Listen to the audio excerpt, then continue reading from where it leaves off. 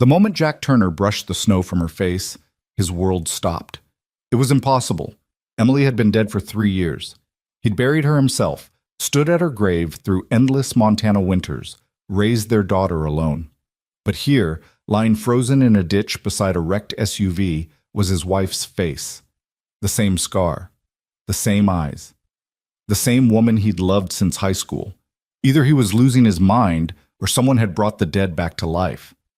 Stay with me until the end of this story and comment what city you're watching from. I want to see how far this journey travels. The blizzard hit Montana like a fist from God.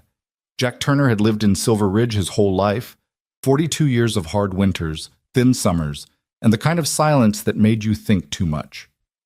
He knew how to read the sky, how to smell snow before it fell, how to drive through whiteouts that turned the world into nothing but static. But this storm was different. This was the kind of weather that killed people. His daughter Maddie was home, 12 years old, and waiting for him with hot cocoa and a Marvel movie queued up on their ancient TV.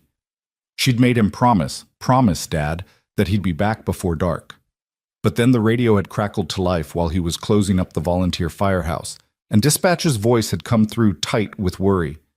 Anyone near mile marker 47? We've got an abandoned vehicle, SUV. Engine's cold. Driver's not responding. Jack had looked out the window at the sheets of white erasing the world, then at the photo of Maddie he kept pinned to the bulletin board. He'd thought about warm couches and movie nights. Then he'd grabbed his coat. That was an hour ago. Now his pickup crawled through the storm at 15 miles per hour, headlights barely cutting through the snow. The windshield wipers beat a desperate rhythm, losing the fight against the ice building up on the glass. Jack's hands ached from gripping the wheel. His breath fogged in the cab despite the heater running full blast. The old Ford's heating had been on its last legs for 2 winters now, but there was never money to fix it. The radio crackled again. "Jack, you out there?" He fumbled for the receiver. "Yeah, I'm close, maybe half a mile out." "Sheriff's department can't make it until morning. You're all we got." "I know." Jack squinted through the windshield. "I see something. Stand by." The dark shape of the SUV emerged from the white like a ghost ship. It was a newer model Honda, silver or maybe white, impossible to tell under the snow, canted at an angle in the ditch. The driver's side door hung open. Snow had already piled inside. Jack's stomach tightened. He pulled the pickup onto the shoulder and killed the engine. The silence that rushed in was broken only by the howl of wind. He grabbed his flashlight from the glove box, zipped his coat up to his chin, and pushed out into the storm. The cold hit him like a wall. Montana winters didn't play. They found every gap in your clothing, every exposed inch of skin, and they made you pay for being outside. Jack's breath crystallized instantly. His boots crunched through snow that was already knee-deep. He swept the flashlight beam across the abandoned SUV. The engine was dead. The keys still dangled from the ignition. A purse sat in the passenger seat. Contents spilled across the floor. No blood. No signs of struggle. No, but in weather like this, that didn't mean anything good. "Hello?" Jack shouted, his voice immediately swallowed by the wind. "Is anyone here?" Nothing. He circled the vehicle, flashlight beam cutting through the snow. And that's when he saw her. A dark shape on the ground, 20 feet from the SUV, half buried in the drift. Jack's heart kicked into overdrive. He ran, or tried to, fighting through snow that grabbed at his legs like hands, and dropped to his knees beside the body. It was a woman. Face down. Not moving. "Ma'am!" Jack rolled her over, his hands clumsy in his gloves. "Ma'am, can you hear me?" No response. Her skin was gray-white, lips tinged with blue. Hypothermia. Advanced. She was wearing jeans and a thin jacket, nowhere near enough for this weather. How long had she been out here? Jack brushed snow from her face to check for breathing, and that's when his entire world tilted sideways. He knew this face. He'd kissed this face on 1,000 mornings. He'd traced the line of that jaw with his fingers. He'd memorized the small scar near her upper lip. A bicycle accident when she was 7, she'd told him on their 3rd date. He'd held this face in his hands and promised to love it forever. This was Emily's face, his wife's face, his dead wife's face. The flashlight slipped from Jack's numb fingers and disappeared into the snow. For a moment, just a moment, his mind simply refused to process what his eyes were seeing. It was a trick of the storm. Hypothermia making him hallucinate. Grief finally breaking his brain after 3 years of holding it together for Maddie's sake. But no. He blinked hard, looked again. The woman was still there, still had Emily's face. Still had that scar, still had the exact curve of cheekbones that Jack had memorized down to the millimeter. "Emily?" The word came out broken, barely a whisper. The woman didn't respond. But she was breathing, shallow, rapid breaths that came in little clouds. Jack's training kicked in before his brain could catch up. Check airway, check breathing, check circulation. He felt for a pulse at her neck and found it, weak and thready, but there. Her skin was ice cold. She needed warmth immediately, or she was going to die right here in the snow. He scooped her into his arms. She was lighter than Emily had been, or maybe adrenaline was making him stronger. Her head lolled against his chest. Up close, the resemblance was even more impossible. The small mole near her left ear, the slight asymmetry of her eyebrows. Every detail matched. Jack carried her to the pickup, fighting against wind that tried to push him backward. He got the passenger door open and laid her across the bench seat as gently as he could, then cranked the heat to maximum. His hands were shaking so badly he could barely turn the key. The engine roared to life.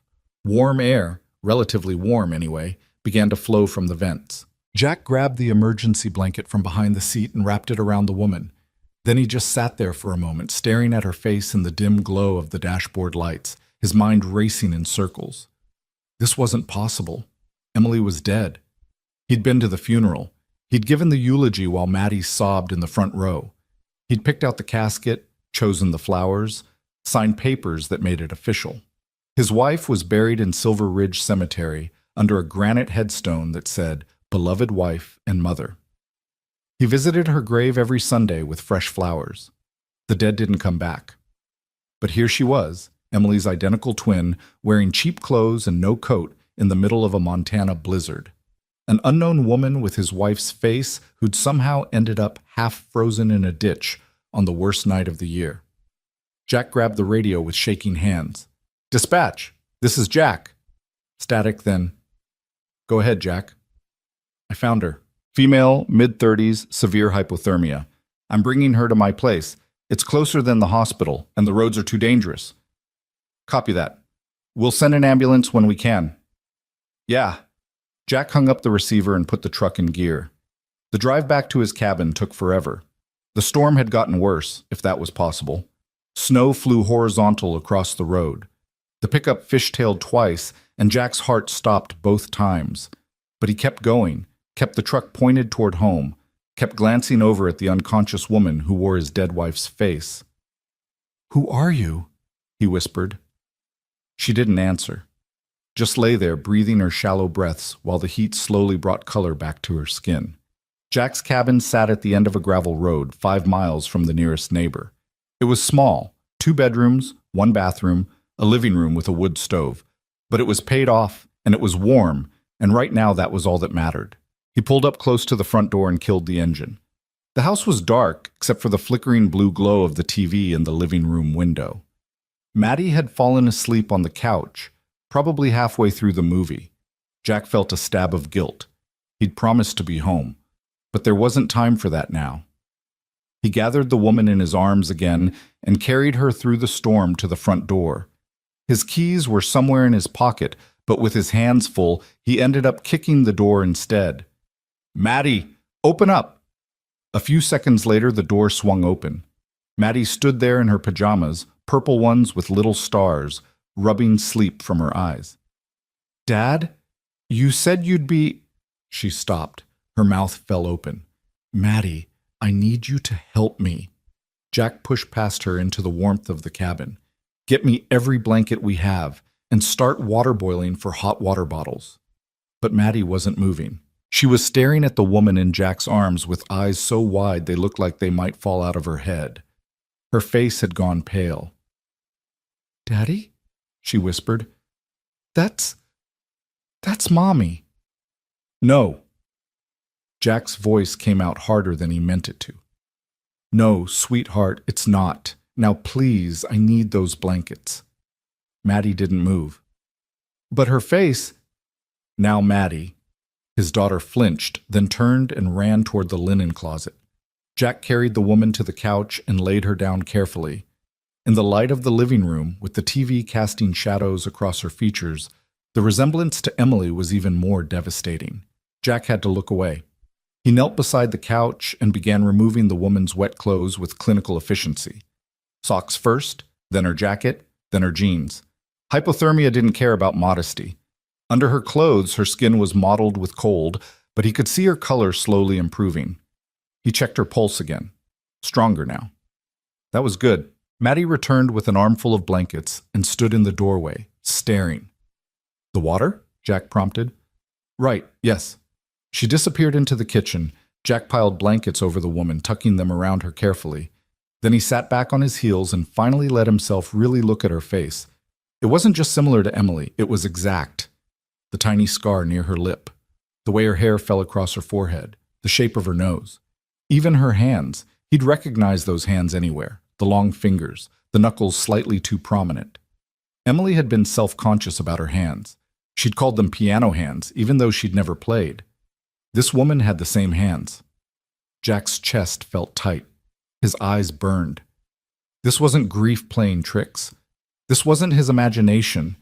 This woman was lying on his couch, breathing, alive, wearing Emily's face like a mask. How? He whispered to no one. The woman stirred. Her eyelids fluttered. Jack leaned forward, heart hammering.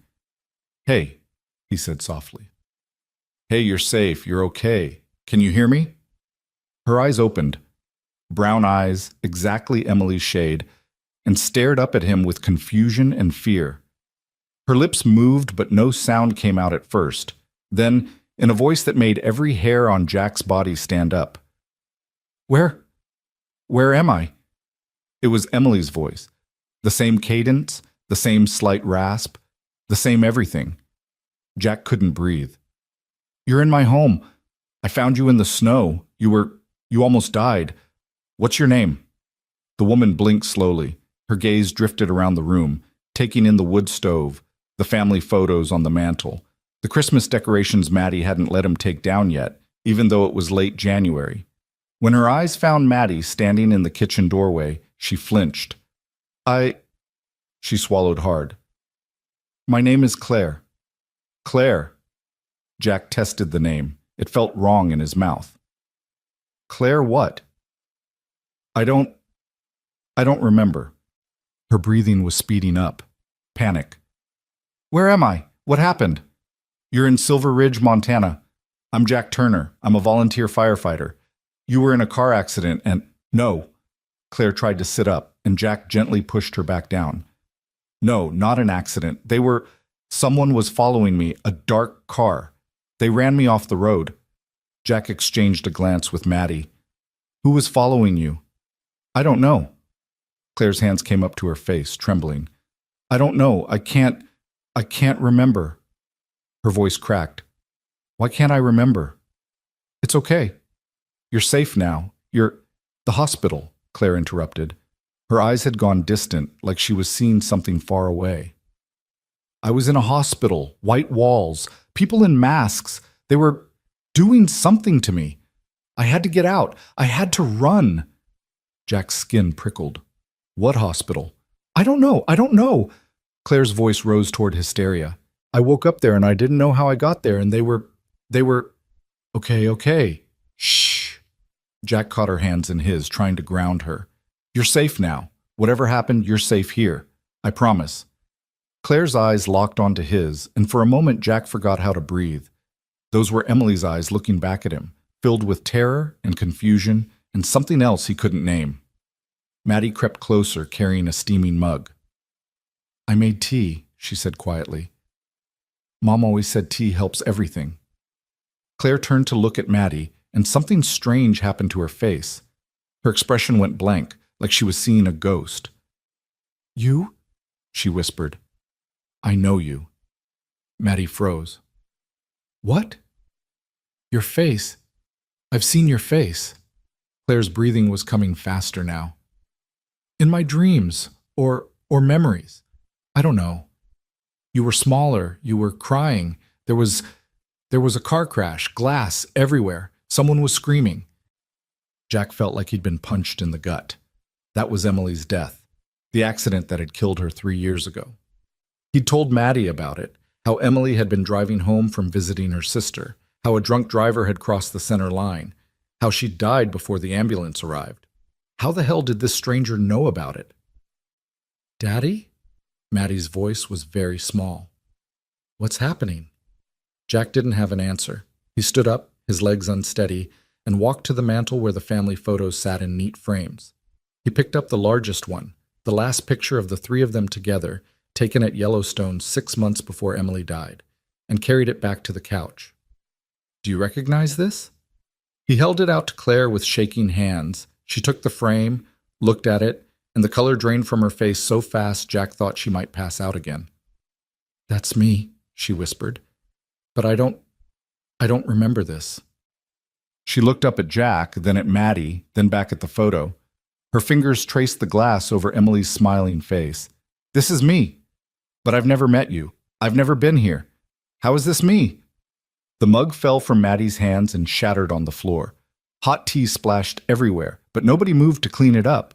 Jack's mind was spinning. This was insane. This was impossible. People didn't just show up wearing other people's faces. This wasn't a movie. This wasn't... Headlights swept across the living room window. Jack's head snapped up. Through the storm, he could see a vehicle pulling up to the cabin. Not the ambulance. That was still at least an hour away. This was a dark sedan, unmarked, moving slow and careful through the snow. "Did you call someone else?" Maddie asked. "No." Jack moved to the window and looked out. 2 men were getting out of the sedan, both wearing black parkas, no uniforms, no emergency lights. They were looking at his pickup truck, then at the cabin, talking to each other in the storm. Claire made a sound behind him, half gasp, half sob. "They found me!" Jack turned. Claire had gone sheet white, the photo frame clutched to her chest. "What?" "The car, the dark sedan." Her voice was shaking. "That's them. That's the car that ran me off the road." One of the men started walking toward the cabin. The other went back to the sedan and opened the trunk. Jack's blood went cold. Every instinct he'd honed over 20 years of emergency response was screaming at him. Something was very, very wrong here. "Maddie, go to your room, now." "But Dad, now." His daughter ran. Jack heard her bedroom door slam. He moved to the gun cabinet in the corner, his hands steady despite the adrenaline flooding his system. He kept a hunting rifle and a shotgun, both legal, both registered, both loaded for emergencies. He grabbed the rifle. Claire was trying to stand wrapped in blankets, her legs shaking. "We have to run. We have to..." "You can barely walk, and there's nowhere to go in this storm." Jack chambered around, the sound loud in the quiet cabin. "Get down behind the couch." "But do it!" A heavy knock rattled the front door. Jack positioned himself in the center of the room, rifle held low but ready. "Who is it?" he called. A man's voice, muffled by the storm. "Mr. Turner? We're with the state police. We're looking for someone." Jack's jaw tightened. That wasn't a Montana accent. East Coast, maybe New York or New Jersey. And state police didn't just show up in unmarked sedans in the middle of blizzards. "Let me see your badges," Jack said through the door. Silence. Then, "Mr. Turner, this would be a lot easier if you just cooperated. We have reason to believe a dangerous individual is in your home. For your safety and your daughter's, we need you to open the door." The mention of Maddie made Jack's blood run hot. "Show me your badges or get off my property." Another pause. Jack could hear them talking to each other outside, but couldn't make out the words. Then the man spoke again, and this time there was no pretense of friendliness. "We know she's in there. We tracked her vehicle. You can hand her over easy, or we can make this difficult. Your choice." Jack's finger moved to the trigger. "I don't know what you're talking about, and unless you've got a warrant, you're trespassing." "Mr. Turner, I'm a volunteer firefighter and a trained marksman. I've got a rifle pointed at this door. You've got 3 seconds to get back in your car." The silence stretched out. Jack could hear his own heartbeat, could feel the weight of the rifle in his hands, could sense Claire hiding behind the couch, could imagine Maddie terrified in her bedroom. Then came the crash of breaking glass. The living room window exploded inward. Jack spun, bringing the rifle up, but one of the men was already halfway through, gun drawn. Jack fired without thinking. The shot went high, punching through the wall, and the man dove to the floor. The front door burst open.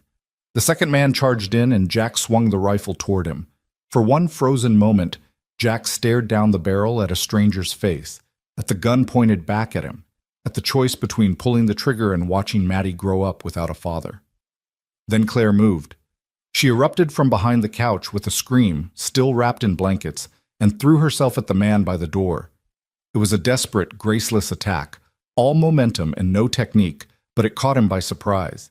He stumbled backward, and his gun went off with a deafening boom that blew a chunk out of the ceiling. Jack didn't hesitate. He lunged forward and drove the rifle stock into the first man's face. Bone crunched. The man went down hard. The second man was trying to push Claire off him, trying to bring his gun to bear. Jack dropped the rifle and grabbed the nearest thing, a cast-iron skillet Maddie had left on the stove, and swung it like a baseball bat. It connected with the man's shoulder with a wet thud. He howled and dropped the gun. "Claire, get back!" Jack yelled. She rolled away. Jack swung the skillet again, and this time he didn't miss. The man crumpled. For a moment, the cabin was silent except for Jack's ragged breathing and the whistle of wind through the broken window. Snow was already starting to pile on the floor. One man was unconscious. The other was groaning, clutching his face. Jack picked up both guns, his hands shaking now that the adrenaline was fading. He looked at Claire, who was sitting on the floor wrapped in blankets, staring at the unconscious men with wide eyes. "Are you hurt?" he asked. She shook her head mutely. "Maddie," Jack called. "Are you okay?" His daughter's door opened a crack. "Dad?" "Stay in your room, sweetheart. Everything's fine." It was a lie. Nothing was fine. 2 armed men had just tried to break into his home to kidnap a woman who looked exactly like his dead wife. Jack's mind was racing, trying to put pieces together that didn't fit. He grabbed his phone and dialed 911. It took 3 tries. His fingers kept missing the buttons, but finally it connected. 911, what's your emergency? "This is Jack Turner, 247 Pine Ridge Road. I've got 2 intruders armed. I've subdued them, but I need sheriff's deputies here now." "Are you or anyone else injured?" "No, but—" Jack looked at Claire, at the men on his floor, at the shattered window. "These men claim to be state police. They're not. They tried to kidnap someone."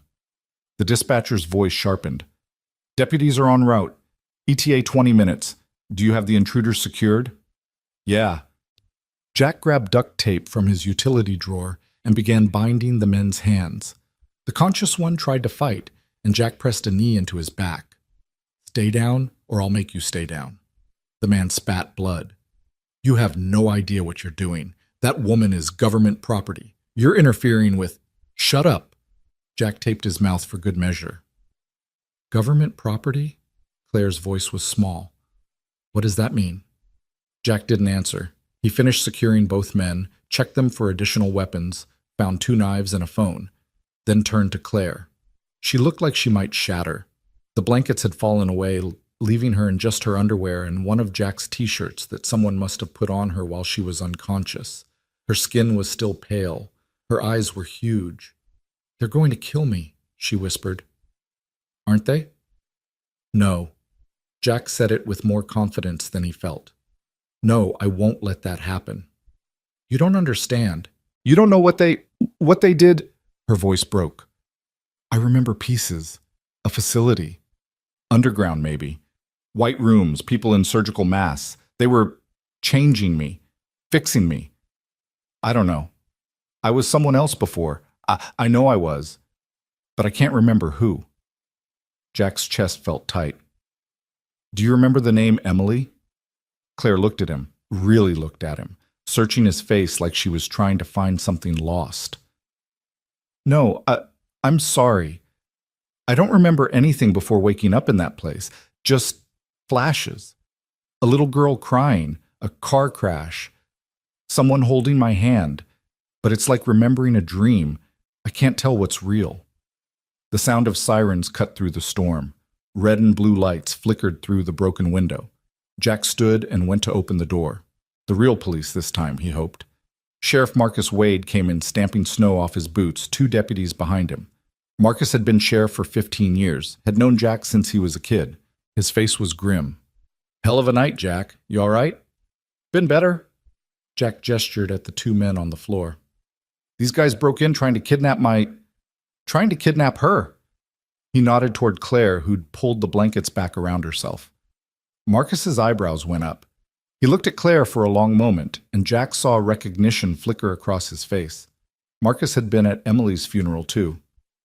"Jesus, Jack, that's not Emily," Jack said quickly. "Her name is Claire, and I don't know what's going on, but those men said she was government property." Marcus knelt beside one of the unconscious men and pulled out his wallet. Federal ID. He looked at his deputies. "Get these guys secured in the squad car and call the state police, the real ones. We're going to need backup." As the deputies hauled the men outside, Marcus turned back to Jack. "I need you to tell me everything, from the beginning." So Jack did. The abandoned SUV, finding Claire in the snow, her face, the men showing up, the fight, all of it. By the time he finished, more vehicles had arrived. Real state police, an ambulance, even a couple of FBI agents who'd apparently been in the area on another case. The cabin turned into controlled chaos. People taking photos, people asking questions, people examining Claire like she was evidence instead of a person. Through it all, she sat wrapped in blankets, answering questions in a quiet voice, flinching every time someone touched her. Jack stood in the corner with a cup of coffee someone had pressed into his hands, watching it all and feeling like he'd fallen into someone else's nightmare. One of the FBI agents, a woman named Rivera, pulled him aside. "Mr. Turner, I need you to understand something. This woman might be connected to a classified program. If that's true, there are going to be serious complications." "What kind of program?" Rivera's expression was unreadable. "I can't discuss that. But I need to know, has she said anything about where she's been? What was done to her?" "She doesn't remember, and she's hypothermic and traumatized. Maybe back off a little." "I understand this is difficult, but no." Jack set down his coffee with enough force to slosh it over the rim. "You don't understand. That woman almost died tonight.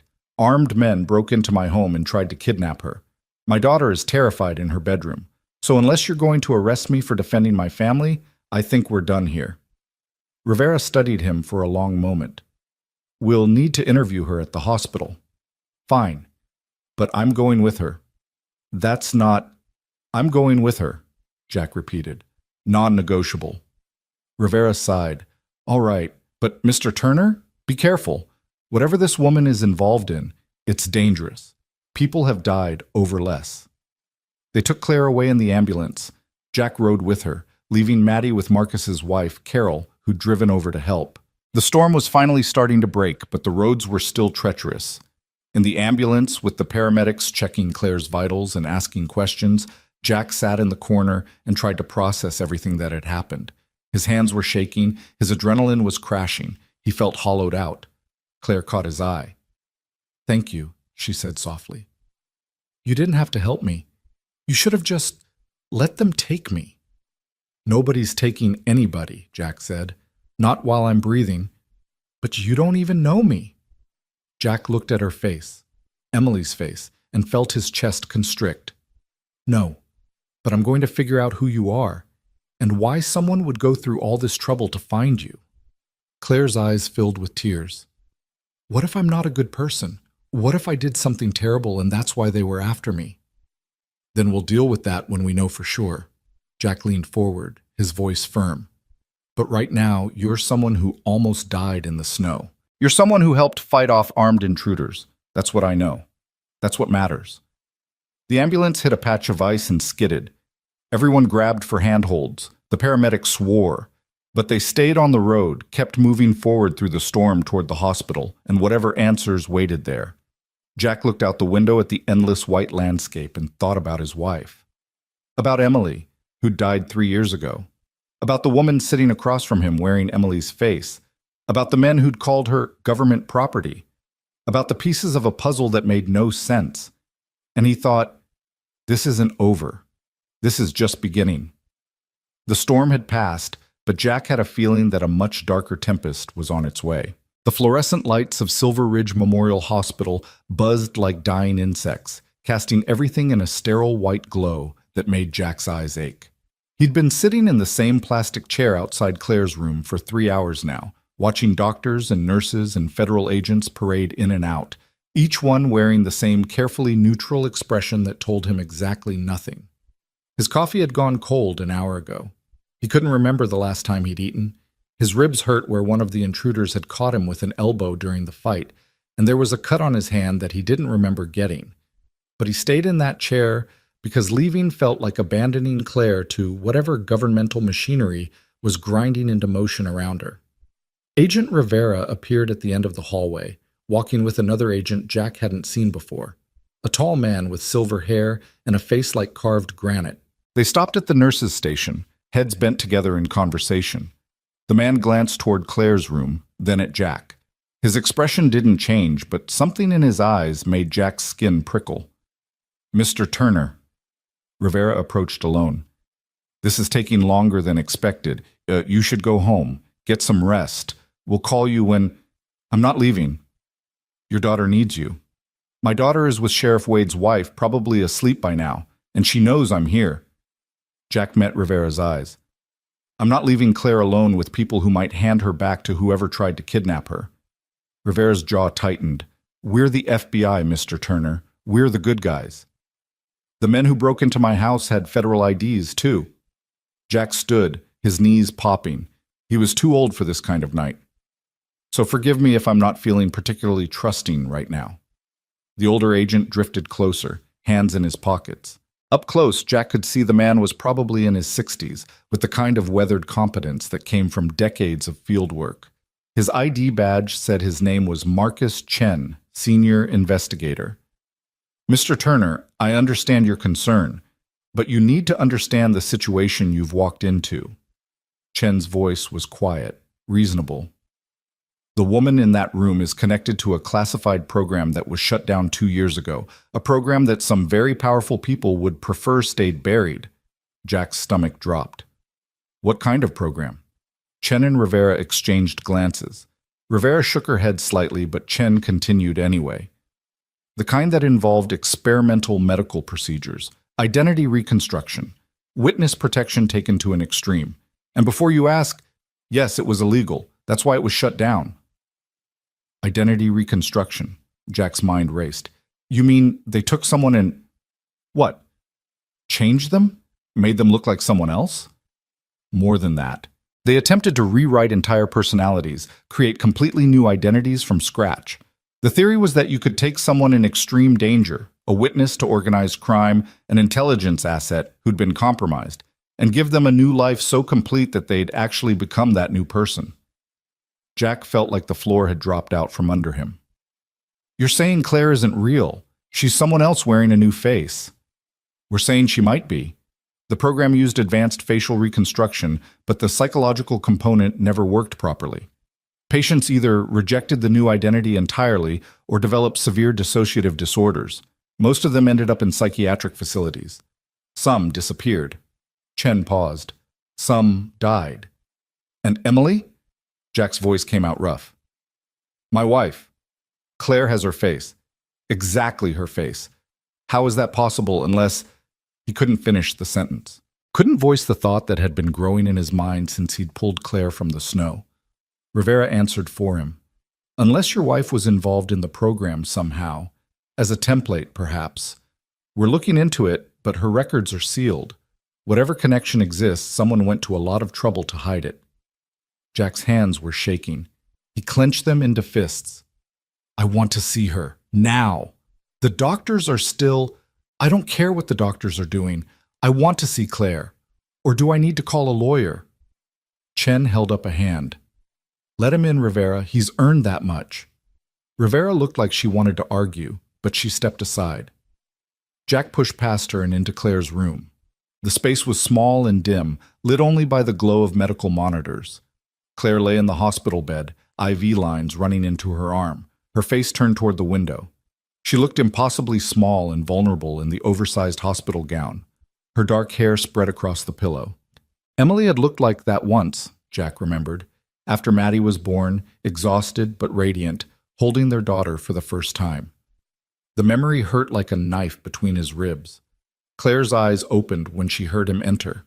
"Jack," her voice was hoarse. "They told me you were still here." "Where else would I be?" He pulled a chair close to the bed and sat. "How are you feeling?" "Like I got hit by a truck." "Which I guess I kind of did." She tried to smile, but it came out wrong. "The doctors say I'm lucky. Hypothermia could have killed me. You saved my life." "Those men would have killed you if they'd gotten you back to wherever they came from." Claire's smile faded. "The agents told me about the program, about what they think was done to me." Her hands twisted in the blanket. "They showed me a file. Said my fingerprints matched someone named Sarah Mitchell, a woman who disappeared 2 years ago from a federal witness protection facility in Maryland." Jack leaned forward. "Jack, do you remember being Sarah?" "No, nothing. It's like my life started 3 months ago when I woke up in that facility." Her voice cracked. "They kept me in a white room, fed me through a slot in the door. Once a day, someone would come take blood samples. They never spoke to me, just observed me, like I was an experiment." "How did you escape?" "There was a fire. Or maybe an explosion. I'm not sure. Alarms started going off and people were running. My door wasn't locked for once, so I ran too." She closed her eyes. "I stole clothes from a locker room, found a car with keys in it, just drove until the gas ran out, then stole another car. I didn't know where I was going, just away." "And you ended up in Montana." "I was driving through the storm when that sedan appeared in my rearview mirror. They tried to run me off the road multiple times before they finally succeeded. I remember the SUV sliding, the world spinning, and then snow. Cold. I thought I was going to die out there." Her eyes found his. "And then you found me." Jack wanted to reach for her hand but stopped himself. Every instinct in his body was screaming that this was Emily, that his wife had somehow come back to him. But that was impossible. Emily was dead. This was a stranger who'd been surgically altered to look like her, some woman named Sarah who'd gotten caught up in something horrific. Except the way Claire looked at him felt familiar. The small gestures, how she tucked her hair behind her ear, how she worried her bottom lip when she was thinking. Those were Emily's habits, movements so ingrained that Jack had memorized them over 15 years of marriage. "The agents said you saw a photo," Claire continued quietly, "of your wife, of Emily. They said I look exactly like her." "You do?" "That must be... I can't imagine how hard this is for you." Jack laughed, but it came out bitter. "Hard doesn't cover it. I buried my wife 3 years ago. Spent 3 years learning how to live without her, raising our daughter alone, trying to figure out who I am without her. And now you show up wearing her face, and I don't know what to feel." "I'm sorry." "Don't." Jack's voice was sharper than he meant. "Don't apologize for something that's not your fault. You didn't choose this." Silence settled over the room. Outside, Jack could hear the muffled sounds of the hospital, distant conversations, the squeak of shoes on linoleum, the constant beep of monitors. Normal sounds for a deeply abnormal situation. Claire spoke first.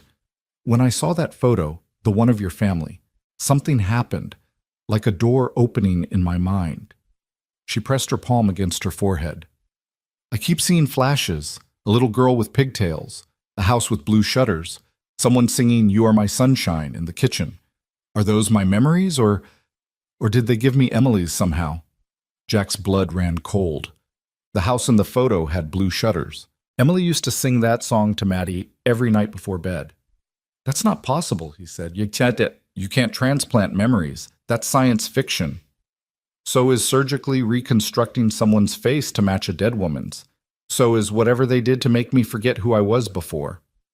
Claire's voice rose slightly, touched with hysteria. "I don't know what's real anymore. I look in a mirror and I don't recognize myself. I close my eyes and I see pieces of a life I don't remember living. Am I Sarah Mitchell? Am I some kind of copy of Emily Turner? Or am I just Claire, whoever the hell that is?" The door opened. A doctor entered, Dr. Sarah Patel, according to her name tag, followed by Agent Rivera. Patel was young, Indian American, with kind eyes that reminded Jack of his own mother.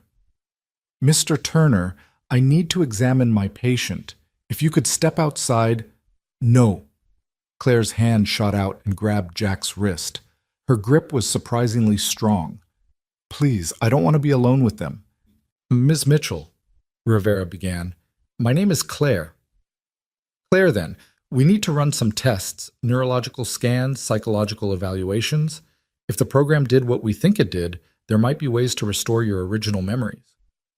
"I don't want my original memories," Claire's voice cracked. "I want to know why I have someone else's face. I want to know why people are trying to kill me.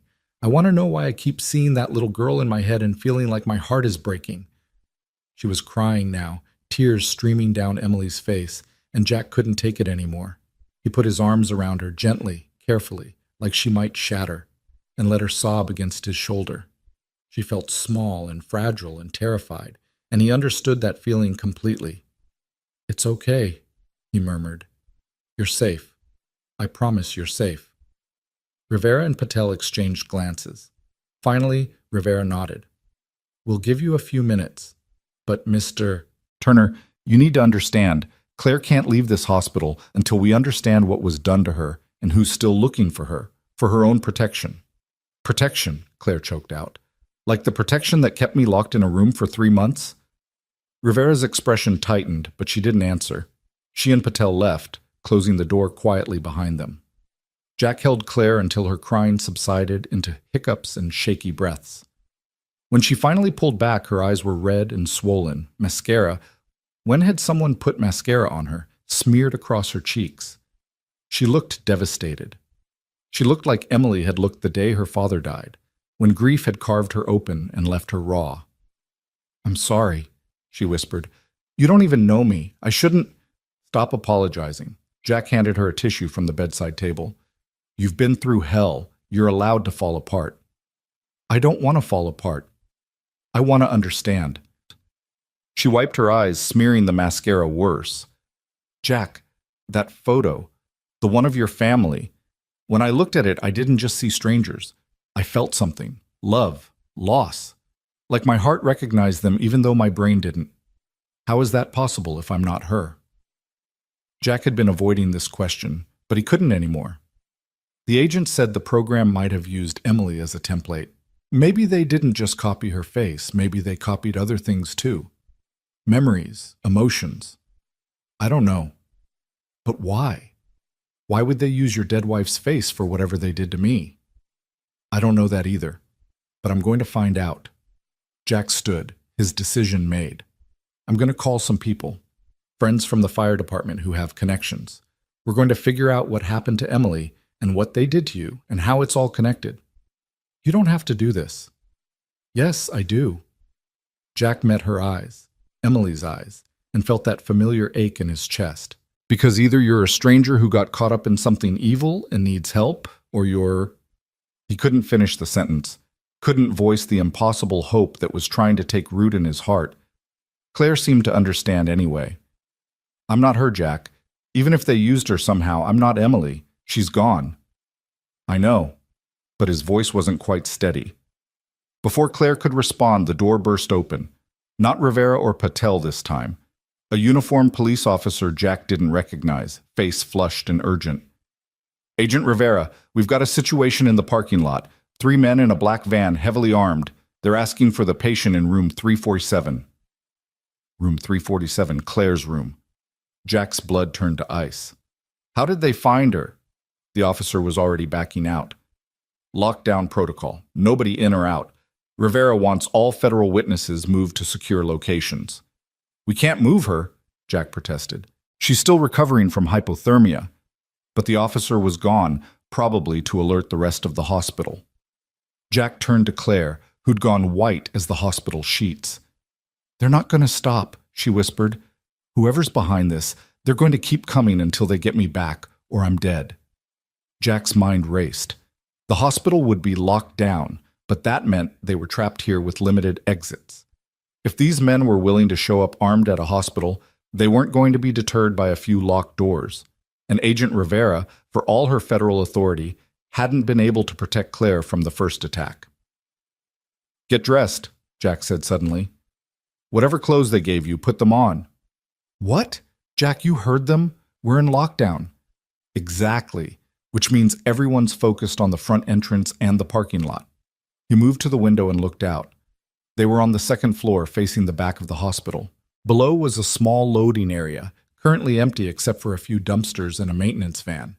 "I know this hospital. I've been here 100 times for emergency calls. There's a service elevator that goes down to the loading dock.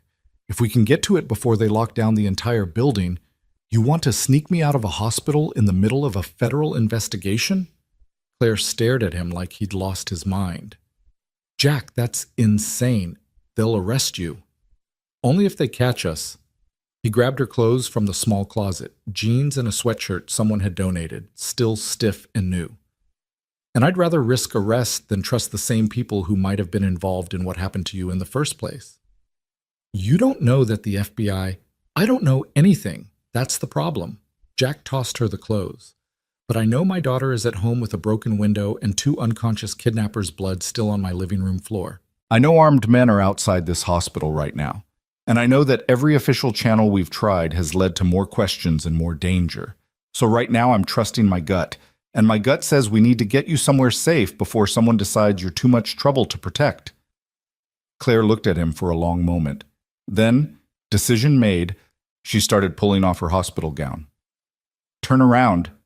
Jack turned to face the door, his heart hammering.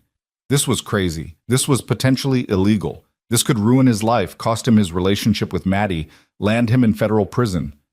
But the alternative was leaving Claire, Emily's face, Emily's voice, Emily's hands, in the hands of people who'd already failed to protect her once. "Okay," Claire said behind him. "I'm dressed." Jack turned. The clothes were too big on her, hanging loose, but she looked more like a person and less like a patient. That was good. They'd blend in better. He cracked the door open and peered out. The hallway was in controlled chaos.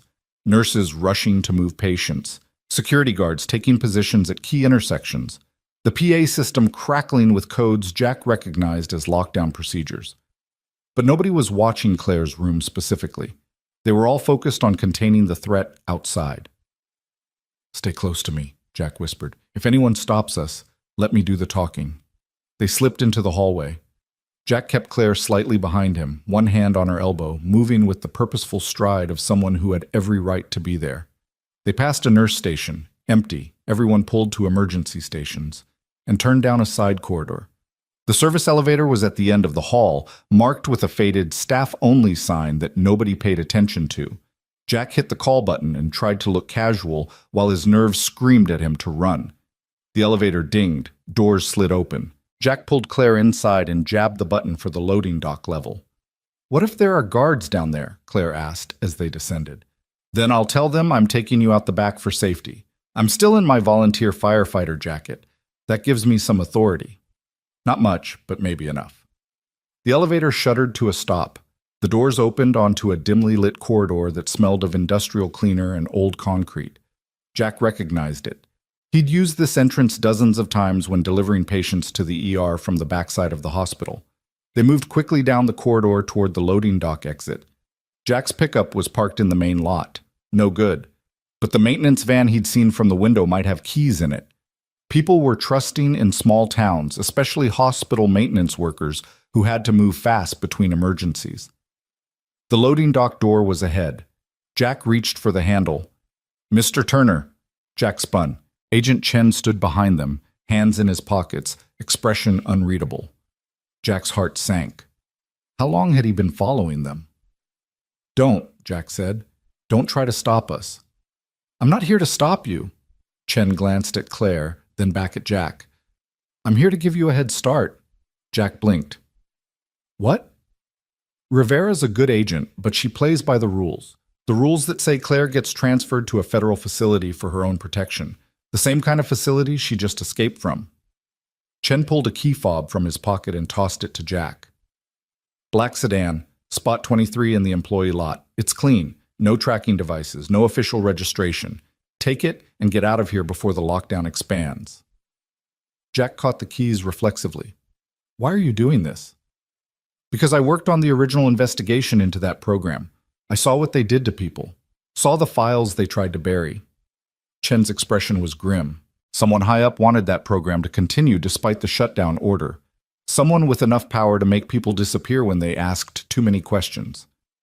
I don't know who yet, but I know that if Claire goes back into federal custody, she'll vanish just like the others did. The others? Claire's voice was small. There are others like me? There were. 12 subjects total in the final phase. You're the only one we've found alive. Chen moved toward the loading dock door and opened it. The men outside are a diversion. The real threat will come when everyone's focused on them and nobody's watching the back exits. You've got maybe 5 minutes before they realize you're gone. Where should we go? Jack asked. Anywhere but here. Somewhere off the grid. Do you have a place? Jack thought of his cabin, compromised, known to everyone. Then he thought of his brother's hunting lodge, 3 hours north in the mountains. Michael never used it in winter and almost nobody knew it existed. Yeah, I've got a place. Good, keep your phone off. Don't use credit cards. Don't contact anyone you don't absolutely trust. Chen looked at Claire. And you? If you start remembering things, write them down. Details matter. Someone went to a lot of trouble to erase you. That means you know something important. I don't remember anything important, Claire protested. Then maybe that's what they're afraid you'll remember. Chen checked his watch. Go, now, and Mr. Turner, protect her. Whatever she is, whatever was done to her, she doesn't deserve to be someone's science experiment. Jack nodded, throat tight. He and Claire slipped out the loading dock door into the cold night. The employee lot was around the side of the building, shielded from the main entrance where the standoff was presumably still happening. They found Chen's sedan in spot 23, a nondescript black Ford that looked like 1,000 other cars. Jack started the engine. It purred to life, tank showing 3/4 full. Chen had prepared this car knowing they might need it. The realization made Jack's chest tighten with something like gratitude and terror mixed together. Jack, Claire said as he pulled out of the lot. Your daughter. We can't just leave her. We're not. Jack already had a plan forming. Carol Wade will keep her safe tonight. Tomorrow, I'll have Michael pick her up and bring her to the lodge. He's former military. He knows how to stay off radar. But she'll be terrified. She'll think you abandoned her. She'll understand. Jack hoped that was true. Maddie's tough. She's been through worse. They drove in silence through the dark streets of Silver Ridge. Jack kept checking the rearview mirror, expecting to see flashing lights or pursuit vehicles. But the streets were empty except for snow and shadows. As they reached the edge of town and the road began to climb into the mountains, Claire spoke again. Why are you doing this, really? Jack didn't answer right away. He watched the road unfold in his headlights, the trees pressing close on both sides, the world reduced to this narrow corridor of light and darkness. Finally, he said, I don't know. Maybe because you need help and I'm the only one offering it. Maybe because I'm tired of feeling powerless. Maybe because... He stopped. Because I look like her. Yes, there was no point denying it. Every time I look at you, I see Emily, and I know it's not fair to you. I know you're your own person, whoever you really are, but I can't turn off 15 years of love and memory just because logic says I should. Claire was quiet for a long moment. Then, when I looked at that photo, when I saw you and Maddie, something in me broke. Like my heart remembered, even though my brain didn't. Maybe that's crazy. Maybe it's just psychological trauma or whatever they did to me, but it felt real. What felt real? Love. Her voice cracked. I looked at your faces, and I felt love so strong it hurt. And I don't understand how that's possible if I never knew you before. Jack's hands tightened on the wheel. That impossible hope was growing again, pushing up through his chest like flowers through snow. He tried to crush it down, tried to remember that Claire wasn't Emily, that Emily was buried in Silver Ridge Cemetery, that the dead didn't come back. But what if she hadn't been dead? What if the accident had been staged? What if Emily had been taken instead of killed? What if the program had used her not as a template, but as a subject? What if everything he thought he knew was a lie? Don't, Claire said softly, like she could read his thoughts. Don't hope for that. It'll only hurt worse when you find out the truth. What if the truth is that you're her? Then I'm Emily with no memory of being Emily. Emily, who doesn't remember loving you or raising Maddie or any of the 15 years you shared. Is that really better than her being gone? Jack didn't have an answer. They drove on into the mountains, into the darkness, into a future that felt as uncertain and treacherous as the ice beneath their tires. Behind them, Silver Ridge disappeared into the night. Ahead, the road climbed higher, toward the lodge and temporary safety and all the impossible questions that waited there. And in the passenger seat, Claire leaned her head against the window and watched the stars appear between the trees, wearing Emily Turner's face like a mask she couldn't remove, carrying memories that might not be hers, running from people who wanted to erase her again.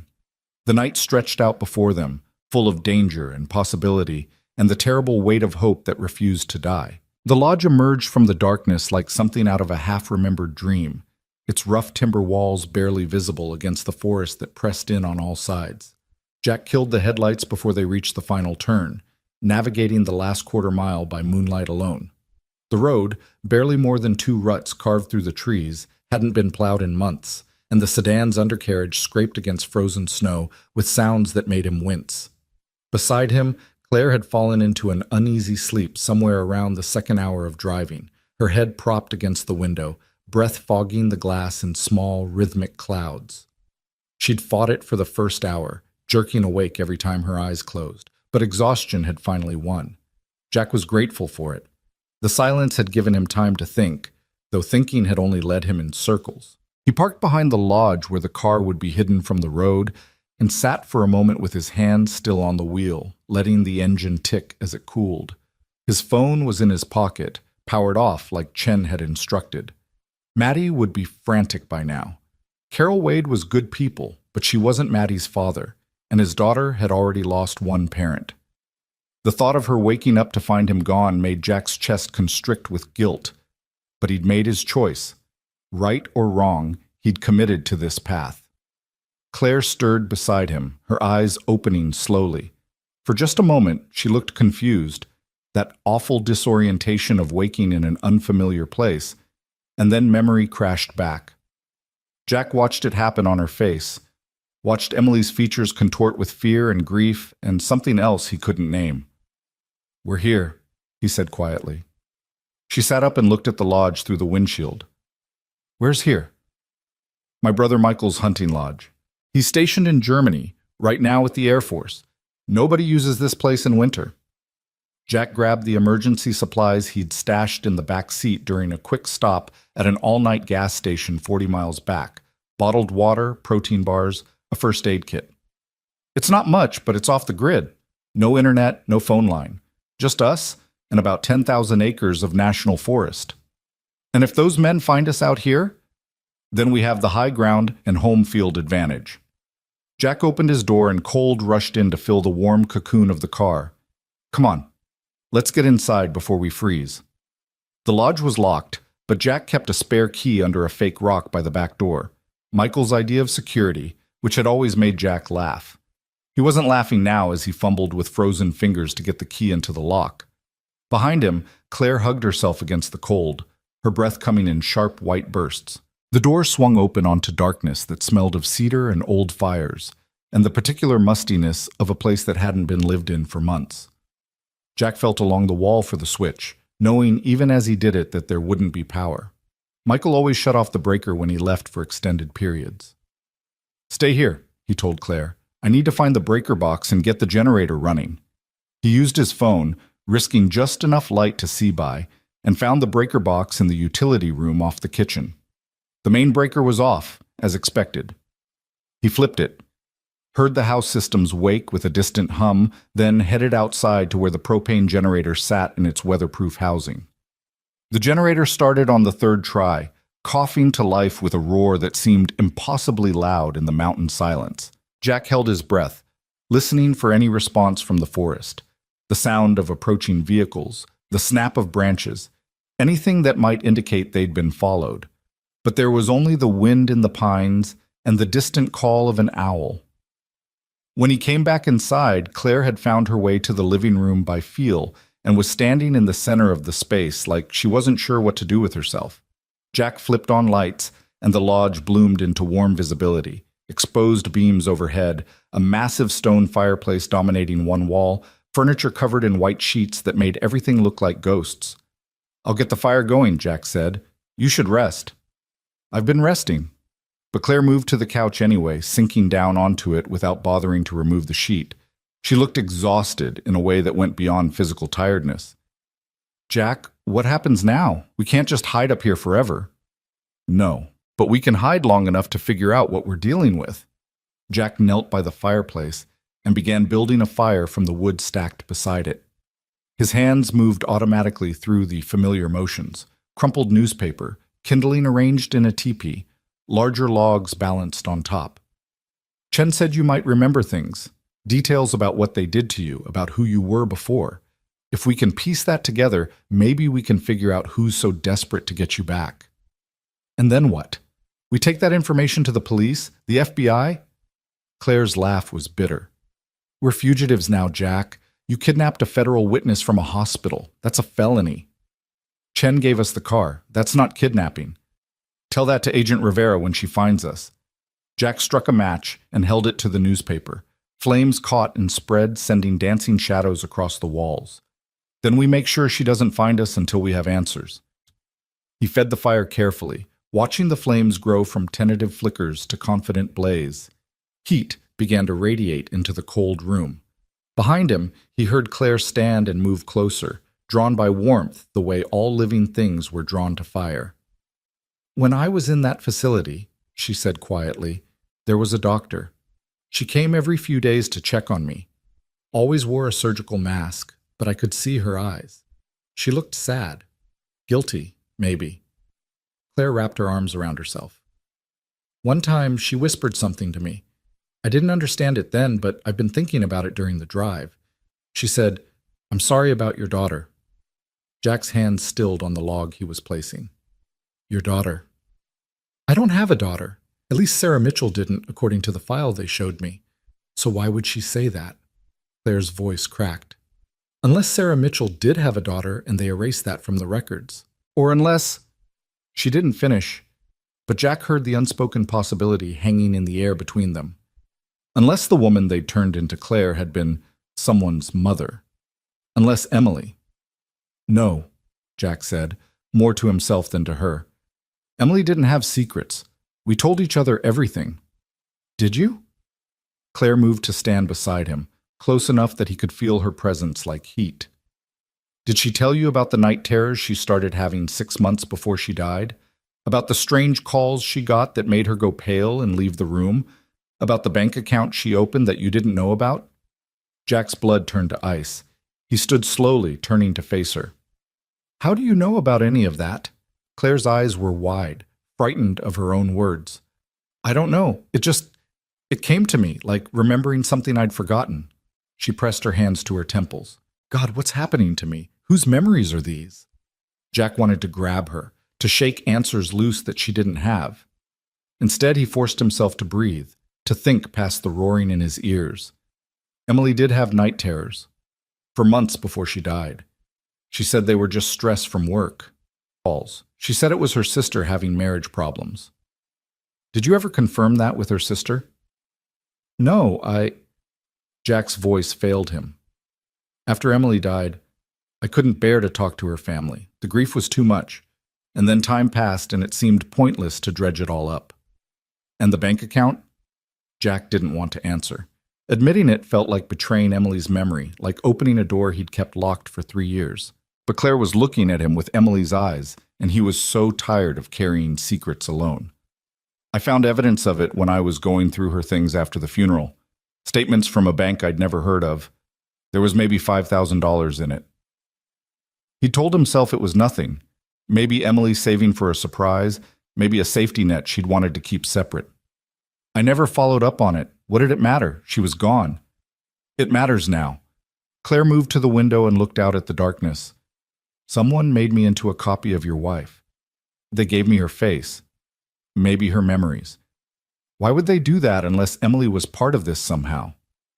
The question Jack had been avoiding crystallized in his mind with terrible clarity. The accident, the one that killed her. What if it wasn't an accident? Claire turned from the window. What do you mean? The official report said a drunk driver crossed the center line and hit her head on. He died too, so there was nobody to question. But Emily was a careful driver, paranoid about safety after her brother died in a car crash when she was a kid. And the road where it happened, I've driven it 1,000 times. It's straight, well lit, not the kind of place where accidents just happen.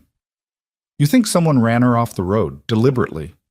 I think maybe Emily knew something, or saw something, or was involved in something that got her killed. Jack's hands clenched into fists. And I think whoever killed her decided they weren't done with her, so they found someone else, Sarah Mitchell, and they made her into Emily, made her into you. Claire's face had gone pale. But why? If they wanted Emily dead, why recreate her? I don't know, but we're going to find out. Jack pulled out his phone, stared at it for a long moment, then powered it on despite Chen's warning. What are you doing? Calling the one person who might have answers. He scrolled through his contacts until he found Emily's sister's number. Sarah, not Claire, but Sarah Brennan, married name Walsh. He hadn't spoken to her since the funeral. His thumb hovered over the call button. Jack, if they're monitoring phone calls, then they already know where we are. The car probably has a tracker Chen didn't know about. Our credit cards are flagged. We're not as invisible as we think. He pressed call before he could talk himself out of it. Might as well get some answers while we can. The phone rang 4 times before a sleepy voice answered. Hello? Sarah, it's Jack Turner. Silence. Then, Jack? It's 3 a.m. What? I need to know about Emily. The months before she died. Was she acting strange, scared? Did she tell you anything about what was bothering her? More silence, longer this time. When Sarah spoke again, her voice was careful. Jack, where is this coming from? It's been 3 years. I know how long it's been. Please, Sarah, this is important. Life and death important. He heard rustling, footsteps, a door closing. Sarah was moving somewhere private. You can't call me like this. You don't understand what you're asking. Jack's heart kicked into overdrive. What do you mean I can't call you? Sarah, what's going on? I signed papers after Emily died. Men came to my house, federal agents, and they made me sign papers saying I wouldn't talk about her, about what she was involved in. Sarah's voice dropped to barely a whisper. They said if I talked, my family would be in danger, so I kept my mouth shut. Went to the funeral, cried, played the grieving sister, and never said a word about what I knew. What did you know? Not over the phone. Jesus, Jack, if they're listening, then it's already too late. Sarah, please, I have someone here who needs your help, someone who... He looked at Claire, at Emily's face, watching him with desperate hope. Someone who looks exactly like Emily. The silence stretched so long Jack thought Sarah had hung up. Then, where are you? Jack told her. He gave her the coordinates of the lodge, told her to come alone, told her not to tell anyone. Sarah agreed in a voice tight with fear and something else. Maybe relief at finally being able to unburden herself. I'll be there by dawn, she said. And Jack?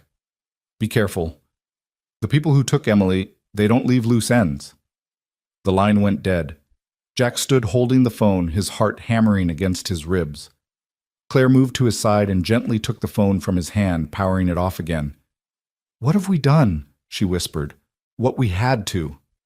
Jack moved back to the fire and added another log. Sarah knows something. Maybe she knows what Emily was involved in.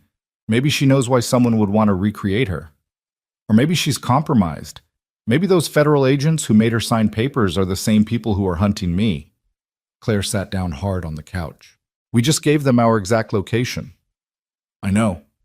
Jack rubbed his face. He was exhausted, running on adrenaline and coffee and the desperate need to protect this woman who wore his dead wife's face. But we're out of options. We can't run forever. Eventually they'll find us, so we force the issue. We bring the fight to us on our terms. That's insane. Yeah, but it's all we've got. The next hours passed in tense silence. Jack fortified the lodge as best he could, checking doors and windows, moving furniture to create defensive positions, laying out Michael's hunting rifles where they'd be accessible. It felt paranoid and military and completely surreal, like he was preparing for a siege instead of waiting for his dead wife's sister. Claire watched him work with an expression he couldn't read. Finally, she said, "You don't have to do this. Any of this. You could turn me over to Rivera, tell her I forced you to help me escape. You'd probably get off with a warning. You could go back to Maddie and your life." Jack didn't stop checking the rifle's sight. "Is that what you want?" "It doesn't matter what I want. I'm nobody. Just some woman who got caught up in something horrible.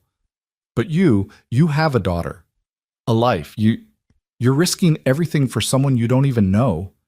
I know you saved my daughter's life tonight." Jack set down the rifle and met her eyes. "When those men broke in, you could have stayed hidden, could have let them take you without a fight, but you didn't. You attacked an armed man to protect me and Maddie. That tells me who you are better than any memory could." Claire's eyes filled with tears. "I don't know why I did that. It was instinct, like my body knew what to do even though my brain was screaming to run.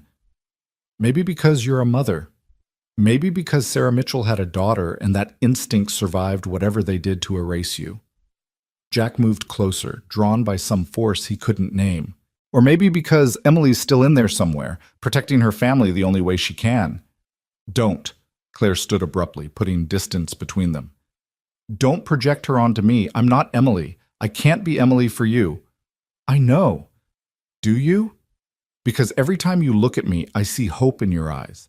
Hope that somehow your wife came back. That this nightmare has a happy ending." Her voice cracked. "But it doesn't. Even if I am Emily somehow. If they took her and remade her into me, I don't remember you. I don't remember Maddie. I don't remember 15 years of love and life together.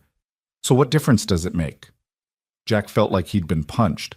"It makes all the difference." "Why? Because you're lonely? Because you miss her so much you're willing to pretend a stranger is her?" "Because," Jack's voice failed. He took a breath and tried again. "Because I never got to say goodbye. Because one day she was here and the next day she was gone, and I never got to tell her all the things I should have said. Because I've spent 3 years wondering if she knew how much I loved her, if she died knowing that every single moment with her was the best part of my life." His vision blurred with tears he'd been holding back for 3 years. "So yes, maybe I'm projecting. Maybe I'm seeing what I want to see. But if there's even a chance that you're her, that some part of Emily survived whatever hell they put you through, then I owe it to her to try. I owe it to the woman I loved to bring her home."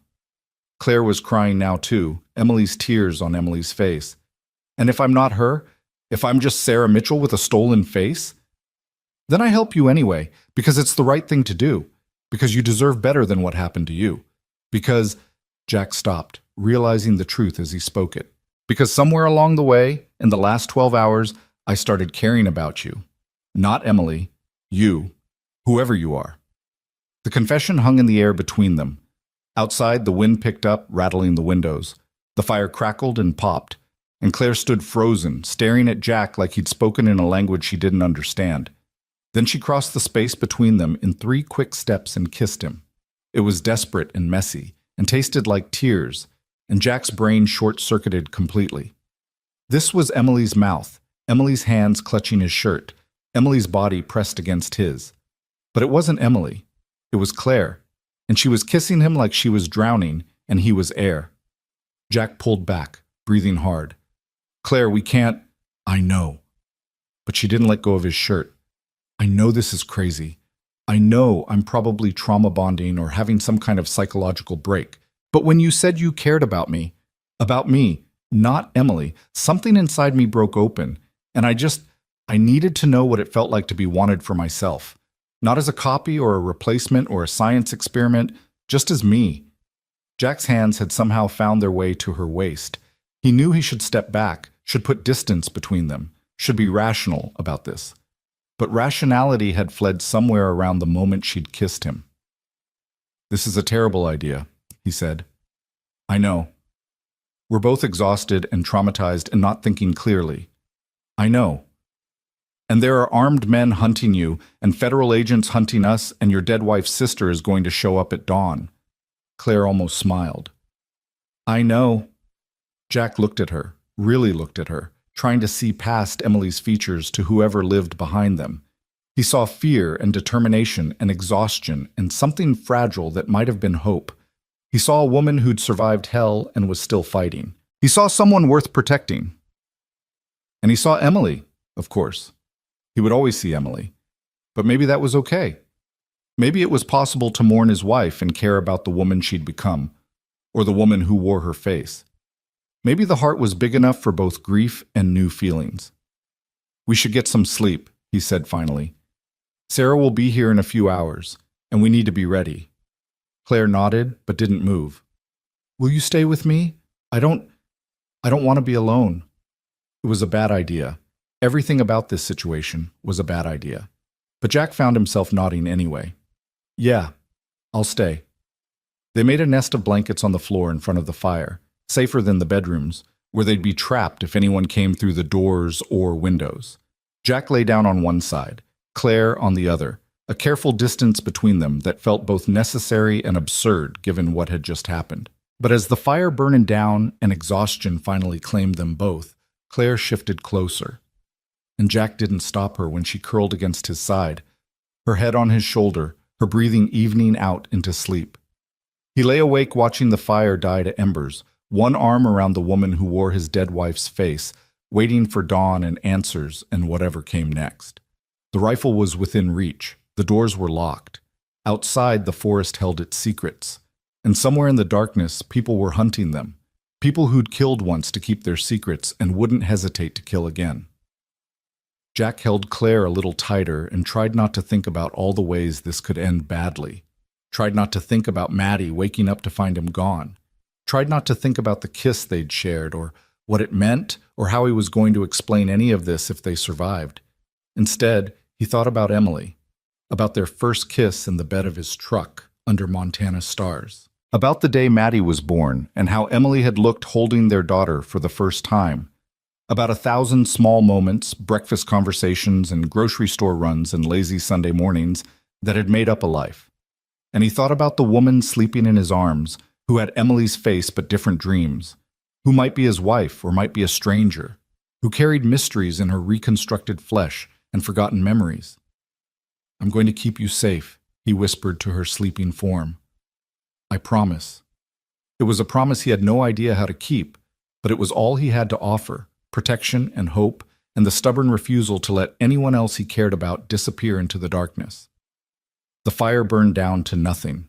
The night pressed close, and Jack Turner held tight to the impossible woman in his arms and waited for the dawn. Dawn came slowly to the mountains, bleeding gray light through the windows until Jack couldn't pretend to be asleep anymore.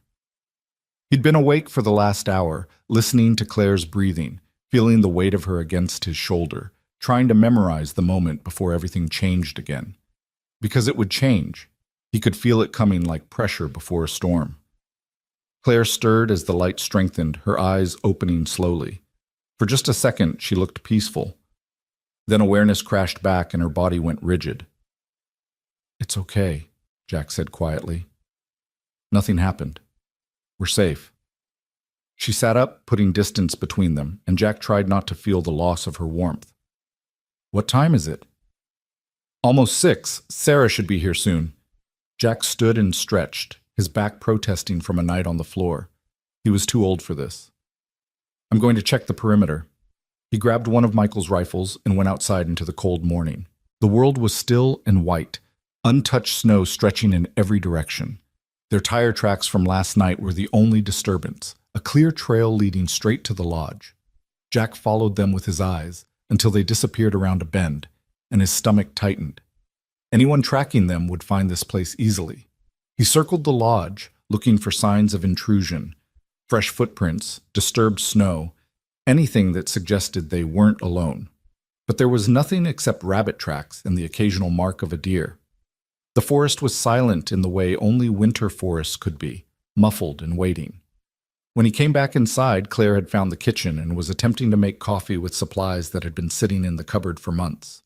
She looked up when he entered, and something passed between them. Acknowledgement of what had happened last night, the kiss they'd shared, the line they'd crossed. But neither of them mentioned it. "Anything?" she asked. "No, we're alone for now." Jack set the rifle by the door and accepted the mug of coffee she offered. It was weak and slightly stale, but hot. "How are you feeling?" "Like I'm waiting for the other shoe to drop." Claire leaned against the counter, hands wrapped around her own mug. She'd found a sweatshirt somewhere, probably one of Michael's, and it hung on her small frame. "Jack, about last night." The sound of an engine cut through the morning quiet. Jack moved to the window. A white SUV was making its way up the access road, moving carefully through the snow. He couldn't see the driver yet, but his hand moved instinctively toward the rifle. "Is it Sarah?" Claire asked, tension sharp in her voice. "I don't know. Stay back from the windows." The SUV pulled up beside Chen's sedan and stopped. For a long moment, nothing happened. Then the driver's door opened and a woman got out. Jack's breath caught. Sarah Brennan looked exactly like he remembered. Tall and angular where Emily had been softer, with the same dark hair but cut shorter, professional. She was wearing jeans and a heavy coat, and she looked around the clearing with the careful attention of someone expecting trouble. She was alone. That was something. Jack opened the door before she could knock. Sarah's eyes widened when she saw him, and then her gaze shifted past him to where Claire stood in the kitchen doorway. The coffee mug fell from Sarah's hands and shattered on the porch. "Oh my God," Sarah whispered. "They actually did it. They actually brought her back." Jack's blood ran cold. "What do you mean, brought her back? Sarah, what are you talking about?" But Sarah wasn't listening. She pushed past Jack and walked straight to Claire like she was in a trance. Claire backed up, fear flashing across her features, but Sarah kept coming until they were standing face to face. "Emily," Sarah's voice broke. "Jesus Christ, Emily, is that really you?" "I'm not. My name is Claire. I'm not Emily." "You have her scar." Sarah reached out and traced the line near Claire's lip with a shaking finger. "From when she fell off her bike when she was 7. I was there. I saw it happen." Her eyes filled with tears. "You have her hands. The way you hold your coffee cup, the way you tuck your hair behind your ear when you're nervous. Those are Emily's gestures, Emily's habits." Jack found his voice. "Sarah, talk to me. What do you know?" Sarah finally looked at him, and her expression was shattered. "Emily didn't die in that car accident, Jack. She was taken. They took her and they—" Her voice broke. "They made her into something else, someone else, part of some insane government program that was supposed to create perfect new identities for witnesses and assets. But it went wrong. God, it went so wrong." The world tilted sideways. Jack grabbed the counter to steady himself. "That's not possible. I saw her body. I identified her at the morgue." "You saw a body that looked like Emily, but it wasn't her." Sarah's tears were falling freely now. "They came to me 3 days after the funeral, 2 men in black suits with federal credentials. They told me Emily had been part of a classified program, that she'd volunteered to protect someone important. Protect me, actually. My husband had witnessed something, testified against some very dangerous people, and Emily thought they might come after our family. So she made a deal. She'd be their test subject for this experimental program if they'd protect us." Claire made a sound like she'd been punched. No, that's not... I'm not her. I'm Sarah Mitchell. I remember being Sarah Mitchell." "Sarah Mitchell was the cover identity they created for you after the procedure." Sarah moved closer, her voice gentle but insistent. "You were Emily Turner. You had a husband named Jack and a daughter named Maddie. You lived in Silver Ridge and you taught 3rd grade and you made the best apple pie in 3 counties. And you loved your family more than anything in the world." Jack couldn't breathe. The room was spinning. "If Emily volunteered, why didn't she tell me? Why let me think she was dead?" "Because telling you would have put you in danger. The whole point was to die as Emily Turner and be reborn as someone new, someone without connections or history, someone the bad guys couldn't trace back to me." Sarah wiped her eyes. "But the procedure didn't work the way they promised. They said she'd keep her memories, just get a new face and identity. But something went wrong during the neural remapping. She started losing pieces of herself, forgetting things, having seizures. The last time I saw her, God, it must be 2 years ago now, she barely recognized me. Said her name was Claire, and she didn't know what I was talking about. Claire was shaking her head, backing away. No, you're lying. You're part of this, trying to manipulate me. I'm not lying. Emily, please, stop calling me that. Claire's voice rose to a shout. I'm not Emily. I don't remember any of this. But you feel it, don't you? Sarah pressed. When you look at Jack and Maddie, when you see their photos, something in you responds, something deeper than memory. Claire's face crumpled. I don't know what I feel. I don't know what's real anymore.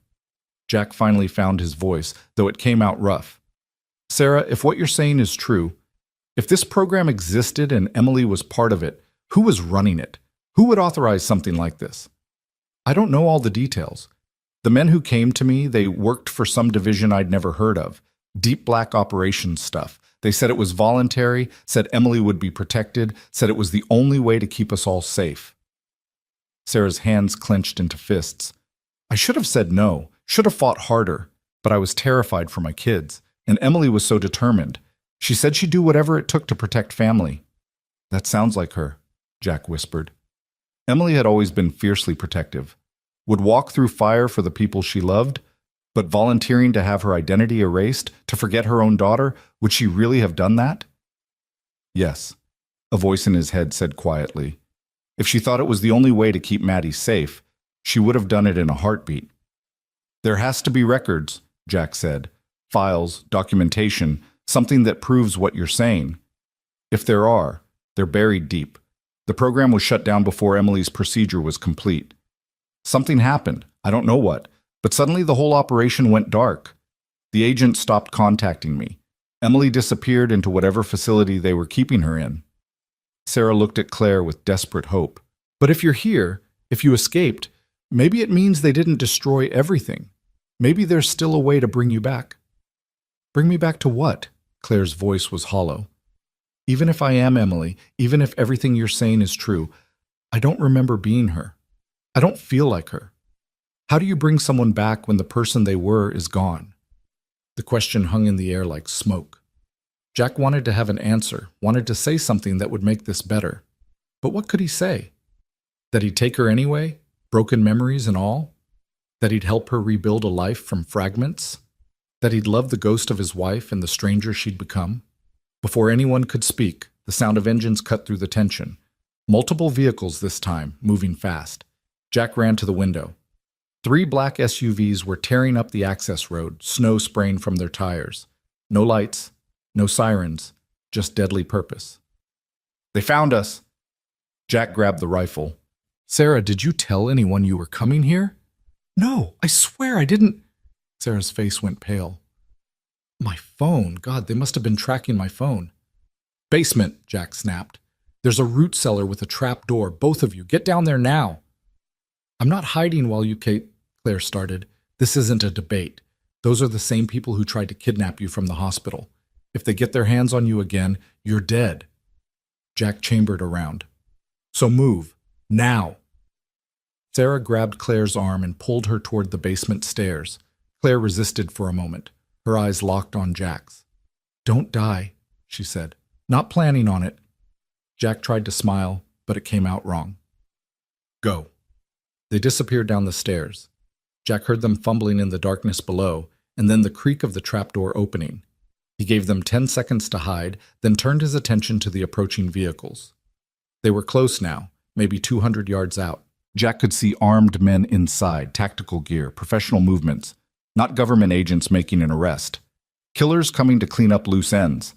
He thought about making a stand, trying to hold them off, but he was one man with a hunting rifle against a team of trained operators. Even if he got lucky and took out a few, they'd overwhelm him eventually, and then they'd find Claire and Sarah in the basement. No, he needed to buy them time to escape, which meant he needed to be somewhere else. Jack grabbed his coat and slipped out the back door.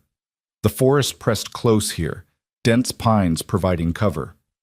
He circled around the lodge, moving as quietly as he could through the snow, and positioned himself behind a fallen log about 50 yards from the clearing. The SUVs pulled up in a semicircle, blocking any escape by vehicle. Doors opened and men poured out, 8 of them, all armed with assault rifles, moving with military precision. They were wearing tactical gear, but no identifying marks. Private contractors, maybe. Or the kind of government operators who didn't officially exist. One man stood out from the others, older, silver-haired, wearing a long coat instead of tactical gear. He surveyed the lodge with the calm confidence of someone in charge. When he spoke, his voice carried across the clearing. "Mr. Turner, we know you're here. We tracked Mrs. Walsh's vehicle. We're not here to hurt anyone, but we do need to retrieve our asset. Make this easy on yourself.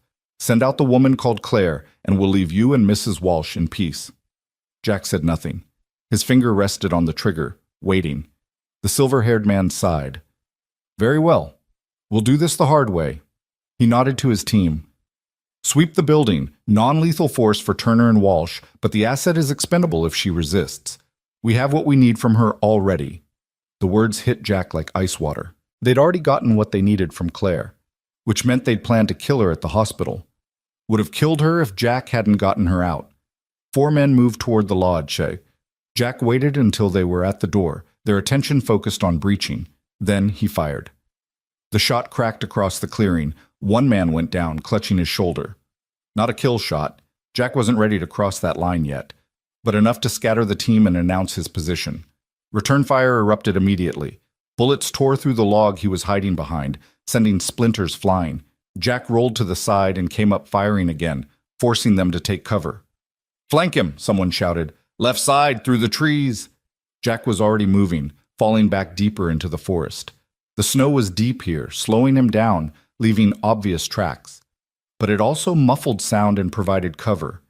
He could hear the men pursuing, crashing through the undergrowth behind him. He'd bought maybe 3 minutes, enough time for Claire and Sarah to escape through the root cellar's exterior entrance and make it to Sarah's SUV. If they were smart, if they moved fast, they could be gone before the team realized the lodge was empty.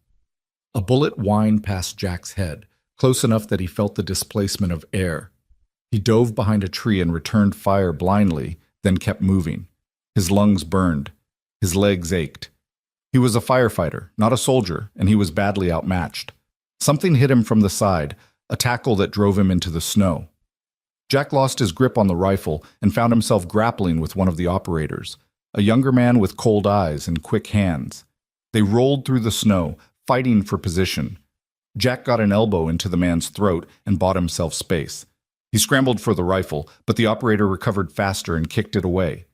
Then he was on Jack again, and this time there was a knife. The blade came down in a silver arc.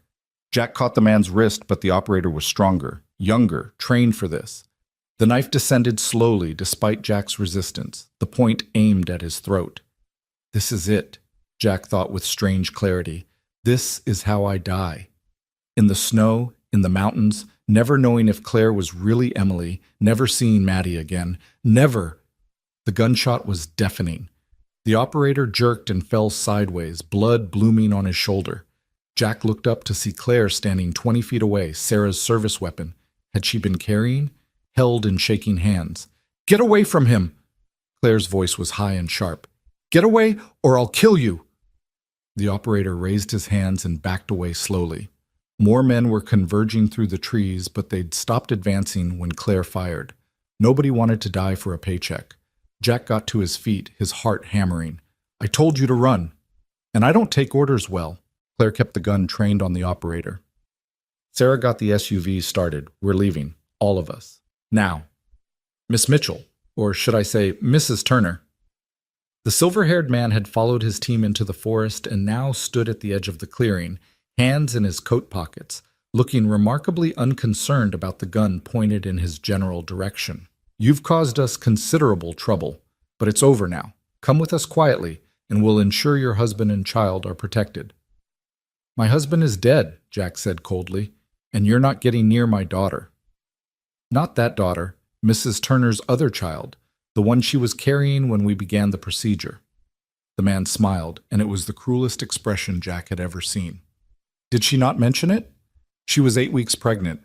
We preserved the fetus during the neural remapping. The child is in a facility under our care, 3 years old now, healthy, waiting for her mother." The world stopped. Claire made a sound like an animal in pain. The gun wavered in her hands. Jack couldn't breathe, couldn't think past the roaring in his ears. Emily had been pregnant. They'd had another child, and he'd never known. And she was alive, and these monsters had her. You're lying, Claire whispered. I'm not. And you know it. Some part of you remembers, doesn't it? The morning sickness, the secret you were keeping, the joy you felt knowing you were going to be a mother again. The man took a step closer. We can take you to her. Let you hold your daughter. All you have to do is come with us. Finish what you started. Don't listen to him. Jack moved to Claire's side, his hand finding hers. He's manipulating you, even if there is a child. There is. The certainty in Claire's voice made Jack's heart crack. I don't remember it clearly, but I feel it. Empty, like something was taken from me that I can't name. She looked at Jack with tears streaming down her face. What if he's telling the truth? What if I have a daughter out there? Then we find her, but not by surrendering to the people who stole your life. Jack squeezed her hand. Emily wouldn't give up, and neither will you. Something shifted in Claire's expression. Steel replacing fear. She turned back to the silver-haired man and raised the gun with steady hands. If I have a daughter, I'll find her myself. And when I do, I'm going to make you pay for every second you kept her from me. Her voice was cold and clear and absolutely certain. Back away. Now. Or I start shooting. The man studied her for a long moment. Then he smiled again, that same cruel smile. You've remembered who you are. Good. That makes this more interesting. He gestured to his team. Let them go. Sir? One of the operators protested. Let them go. The man's eyes never left Claire's face. Mrs. Turner has proven herself worthy of the hunt. And now that she knows what we have, she'll come to us eventually. They always do. The operators backed away slowly, weapons lowered but not holstered. Jack grabbed his rifle from the snow and kept it trained on them as he and Claire retreated through the trees. His mind was racing, trying to process everything that had just happened. They reached the clearing where Sarah had the SUV running. Claire climbed in without a word, her face blank with shock. Jack got in beside her and Sarah gunned the engine before he even had his door closed.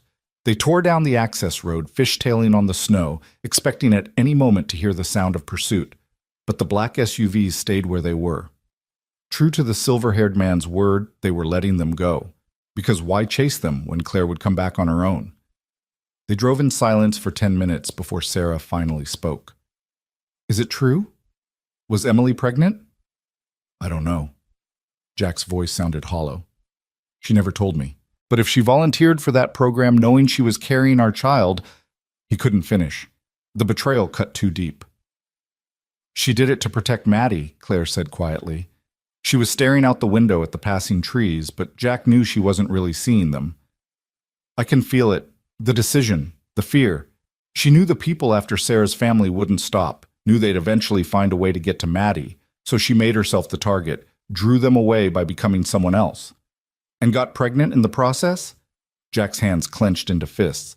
How does that timeline even work? The procedure took months, Sarah said. They didn't do everything at once. First was the facial reconstruction, then the psychological conditioning, then the memory work. If Emily was newly pregnant when she started, she could have been 4 or 5 months along before they finished. And they just took the baby. Jack's voice broke. Took her from Emily's womb and kept her. Raised her in God knows what kind of facility. What kind of monsters? The kind that think they're above the law, Sarah said bitterly. The kind that can make people disappear and call it national security. Claire's hands were pressed against her stomach, and Jack realized she was crying silently. He reached for her, but she flinched away. Don't, please, I can't. She took a shuddering breath. There's a child out there. My child. Our child. And I don't remember her.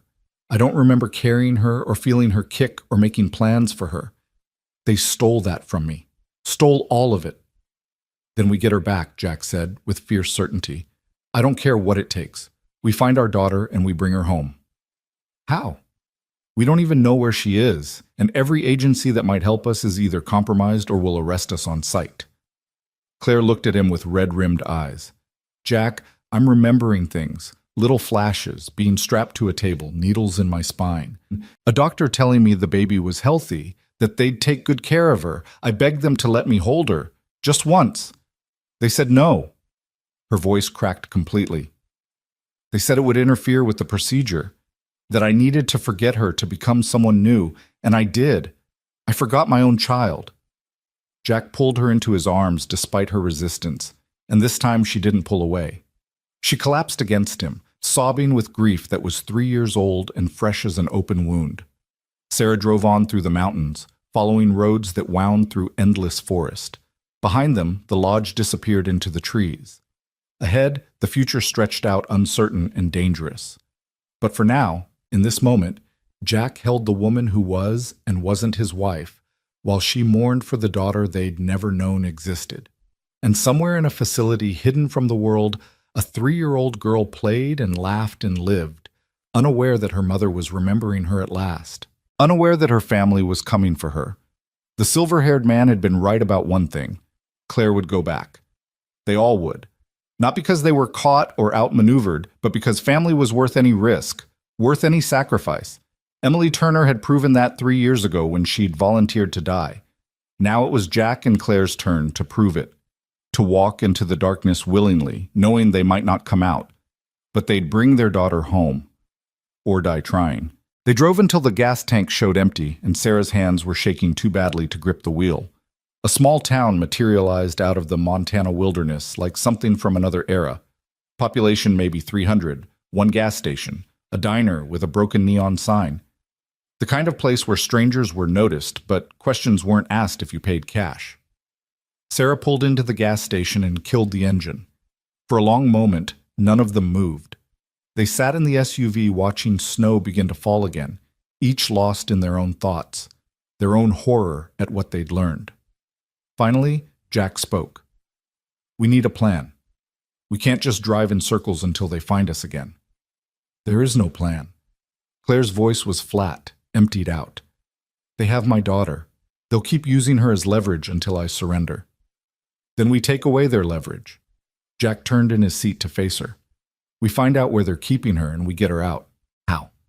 "We don't have resources. We don't have allies. We don't even know who we're fighting." Claire pressed her palms against her eyes. "That man at the lodge? He had military contractors, government access, the ability to track us anywhere. We're 3 people in a stolen car. What chance do we have?" "The chance that we're willing to die for this, and they're just doing a job." Jack's voice was hard. "That has to count for something." Sarah had been silent since they left the mountains, but now she cleared her throat. "There might be someone who can help. Before they shut down the program, Emily told me about a researcher, Dr. Rebecca Moss. She was part of the neural mapping team, but she had ethical concerns about what they were doing. Emily said Dr. Moss was documenting everything, procedures, patient outcomes, locations, building a case to expose the whole operation. "And they didn't kill her?" Claire asked. "Maybe they tried. Maybe she went into hiding. But if she's still alive, she'd have information. Names, facilities, records of what happened to you." Sarah pulled out her phone, hesitated. "I can try to find her, but the moment I search for her name, we're exposed again." Jack thought for a moment. "Do it. We're already exposed. They tracked you here. They know we're together. Hiding at this point is useless. We need intelligence more than we need stealth." Sarah nodded and began typing on her phone. Jack got out to pump gas, paying cash from the emergency fund he'd grabbed from the lodge. The attendant was a kid barely out of high school who didn't look up from his phone. Good. The less memorable they were, the better. When he got back in the SUV, Sarah had an address pulled up on her screen. "Rebecca Moss. There's a research scientist by that name living outside Missoula. Could be her, could be coincidence. But it's only 2 hours from here." "Then that's where we go." Jack met Claire's eyes in the rearview mirror. She looked devastated, but there was steel underneath the grief now. The same steel Emily had always had when it mattered most. "We find Dr. Moss. We get answers. And then we get our daughter." The drive to Missoula passed in tense silence. Claire had moved to the back seat and curled up against the window, her eyes closed but her breathing pattern wrong for sleep. Sarah kept checking the mirrors, jumping at every vehicle that appeared behind them. Jack rode shotgun with Michael's rifle across his lap, watching the landscape roll past and trying not to think about all the ways this could go wrong. They were betting everything on a scientist who might not be the right person, might not want to help, might already be dead. They were walking into another potential trap with no backup, and dwindling options. And somewhere in the background, Maddie was still with Carol Wade, probably terrified that her father had abandoned her the same way her mother had. The guilt was crushing, but Jack kept moving forward because stopping meant giving up, and he'd never learned how to do that.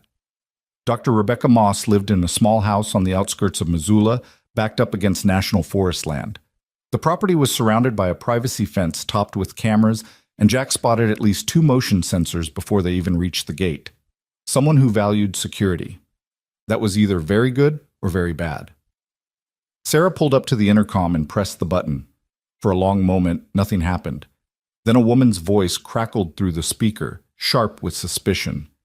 "Who are you and what do you want?" "Dr. Moss? My name is Sarah Walsh. My sister was Emily Turner.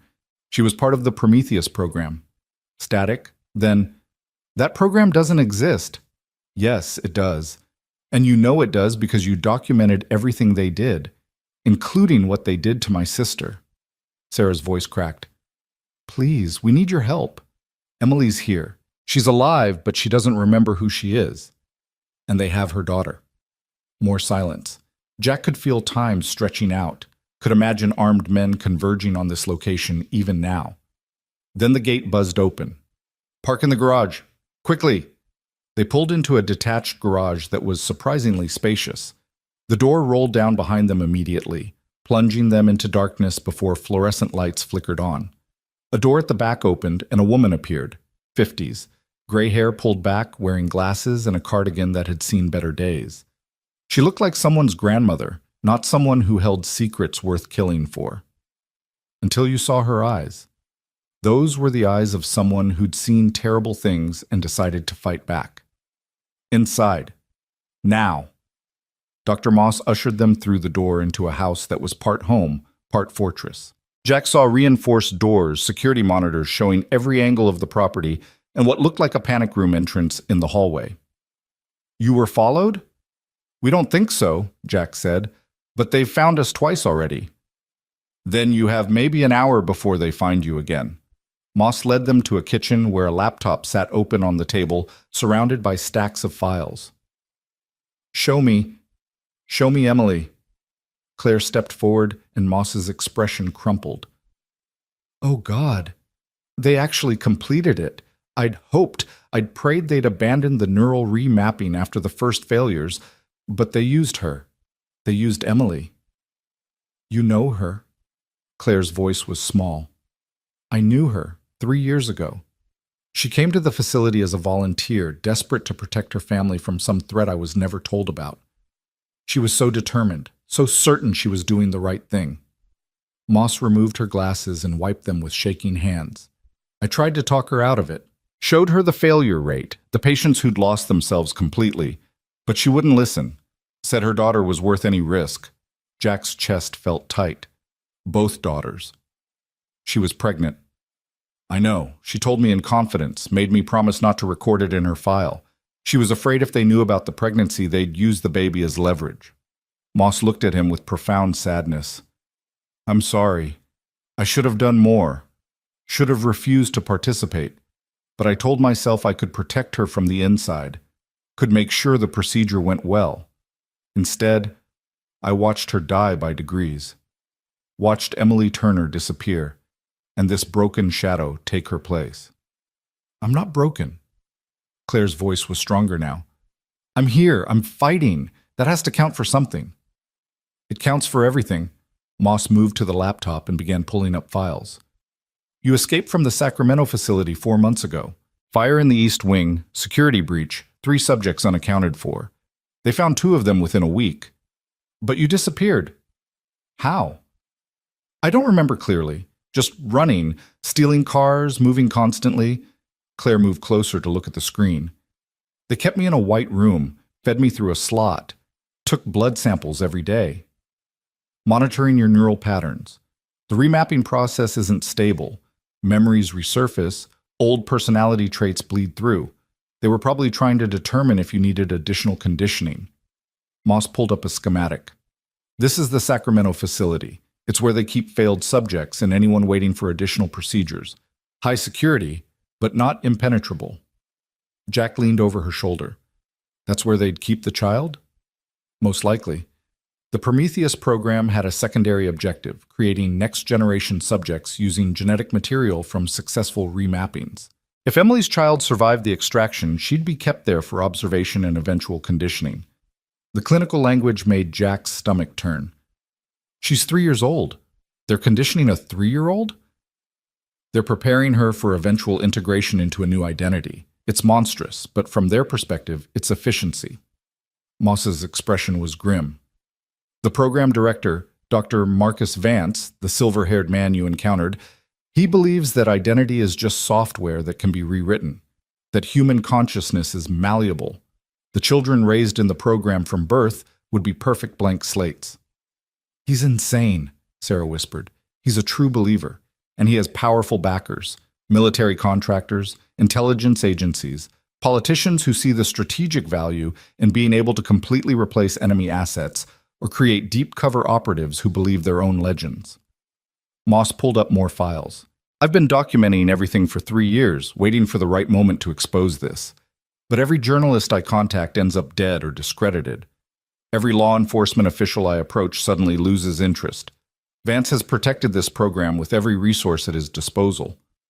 Then we don't expose it, Jack said. We destroy it. We get Claire's daughter out and we burn that facility to the ground. Moss studied him. You understand that's a suicide mission? That facility has armed guards, multiple security checkpoints, fail-safes designed to prevent exactly what you're proposing? I don't care. And you? Moss looked at Claire. You don't remember your daughter, don't remember being a mother. Are you willing to die for a child you can't recall? Claire was quiet for a long moment. When she spoke, her voice was steady. I don't need to remember her to know she's mine. I can feel it. This emptiness inside me, like something vital was torn away. That's my daughter. My family. She looked at Jack. Our family. And I'm not letting them keep her. Something passed between them in that moment. Understanding, commitment, maybe even love. Not the love Jack had shared with Emily, but something new. Something forged in crisis and shared purpose. Moss nodded slowly. Then we'll need a plan. And we'll need help. I thought you said every contact you had was compromised, Sarah said. Every official contact. But there are people inside the program who've been waiting for someone brave or crazy enough to make a move. Technicians who keep the systems running. Guards who follow orders but hate what they're doing. A few researchers like me who stayed because leaving meant abandoning the subjects. Moss began typing rapidly. If I reach out to them, if I tell them someone's actually going to try to shut this down, some of them will help. Over the next 2 hours, Moss worked her network. Phone calls made on burner phones, encrypted messages sent through secure channels, favors called in from people Jack would never meet. Slowly, a plan took shape. Not a good plan. There was no such thing in this situation, but a plan with at least a slim chance of success. They'd need to get inside the facility, which meant someone had to surrender. Claire was the obvious choice, but Jack refused to use her as bait. Instead, he'd turn himself in, claim he'd kidnapped Claire, and was willing to trade information about her location for leniency. It was thin, but Vance wanted Claire badly enough that he might take the bait. Once inside, Jack would disable the security systems with help from Moss's contacts on the inside. Sarah would create a diversion at the main entrance, drawing guards away from the residential wing where the children were kept. And Claire, with Moss guiding her remotely, would infiltrate through a maintenance entrance and find their daughter. It won't work, Claire said flatly when Moss finished outlining the plan. There are too many variables, too many things that can go wrong. Yes, Moss agreed, but it's the best option we have. And every day we wait, Vance gets closer to finding you. Better to act now while we have the element of surprise. Jack looked at Claire. Your call. She's your daughter. If you're not ready, I'll never be ready, but I'm willing. Claire's hand found his and squeezed. We do this together, all the way to the end. They spent the rest of the day preparing. Moss provided equipment, wire cutters, lockpicks, communication devices, weapons for those who knew how to use them. She showed them blueprints until Jack could navigate the facility in his sleep. She drilled them on security procedures and guard rotations and exactly where the children's wing was located. And she showed Claire a photo. This is your daughter. Her designation in the system is Subject 47, but Emily called her Hope. She wanted her named Hope. The photo showed a small girl with dark curls in Jack's eyes, playing with blocks in a sterile white room. She looked healthy, well cared for, and completely alone. No other children, no toys except the blocks. Just a 3-year-old in a white room learning to be nobody. Claire stared at the photo for a long time. When she looked up, tears were streaming down her face. She has his smile. I don't remember her, but I know she has his smile. She does. Moss's voice was gentle. And if we succeed, you'll have the rest of your life to get to know her. As evening fell, they made their final preparations. Jack called Carol Wade from a burner phone and told her to take Maddie to Michael's place in Colorado, that he'd explain everything when this was over. Carol asked no questions, just promised to keep his daughter safe. It was the most anyone could ask. Sarah hugged Claire for a long time. I'm sorry for letting them take you, for not fighting harder to stop this. You did what you could. Claire pulled back. And now you're helping me finish it. That's what matters. At midnight, they left Moss's house in a van the researcher had acquired from somewhere. Jack drove with Claire beside him, Sarah in the back preparing the diversion materials, Moss monitoring communications and coordinating with her contacts inside. The Sacramento facility was 300 miles south. They'd arrive at dawn when shift changes created small windows of opportunity. Timing would be everything. They drove through the night, watching the landscape change from mountains to valley, from wilderness to sprawling suburbs. Jack kept his eyes on the road and tried not to think about all the ways this could end badly. Tried not to imagine Maddie growing up without parents, or Claire dying before she could hold her daughter, or that little girl spending her whole life in white rooms. Instead, he thought about Emily, about the woman she'd been, fierce and loving and willing to sacrifice everything for family. Claire was her in so many ways, even without the memories, the same determination, the same core of strength that wouldn't break no matter how hard they tried to break it. Jack, Claire's voice pulled him from his thoughts. If this goes wrong, if I don't make it out, promise me you'll get Hope. Promise me she won't grow up in that place. We're both making it out. Promise me. Jack looked at her, at Emily's face in the dashboard lights, at the woman who'd somehow become essential to him in just 3 days. I promise. But you're going to be there too. You're going to hold your daughter and watch her grow up and teach her all the things her mother would have wanted her to know. How can I teach her about a mother I don't remember being? Then you'll make new memories, build a new relationship. Parents and children do it every day, learning each other, figuring out how to fit together. Jack's hand found hers. You don't need Emily's memories to be Hope's mother. You just need to love her. And I know you already do. Claire was crying again, but she was smiling too. When this is over, if we survive, I want to try. To be a family. Not trying to recreate what you had with Emily, but something new. Something ours. I'd like that. Jack's voice was rough. More than you know. They drove on as dawn painted the sky in shades of pink and gold. The facility appeared on the horizon, a sprawling complex disguised as a research center, anonymous and unremarkable. Jack felt his pulse quicken. This was it, the point of no return. He pulled over 2 miles from the facility and got out. This was where they separated. Jack going in through the front as a prisoner, Claire and Sarah approaching from different angles, Moss staying mobile to coordinate. They stood in a circle for a moment, 4 people who'd been strangers days ago and were now betting everything on each other. Remember the plan, Moss said. Jack surrenders at 0600. That's when my contact on security will route your processing through the West Wing instead of the main holding cells. You'll have a 3-minute window to reach the utility corridor. Sarah, your diversion starts at 0615 exactly. Claire, you enter through the maintenance entrance at 0620. Any deviation, and the whole thing falls apart. They all nodded. Jack looked at Claire one more time, trying to memorize her face in case this was the last time he saw it. Don't die, she said, echoing her words from the lodge. Not planning on it. He tried to smile. See you on the other side. Then he was walking toward the facility alone, hands raised, ready to surrender to the people who'd destroyed his wife and stolen his daughter.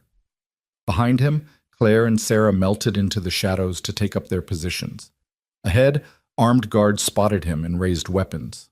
Jack kept walking, kept his hands up, kept breathing despite the fear trying to choke him.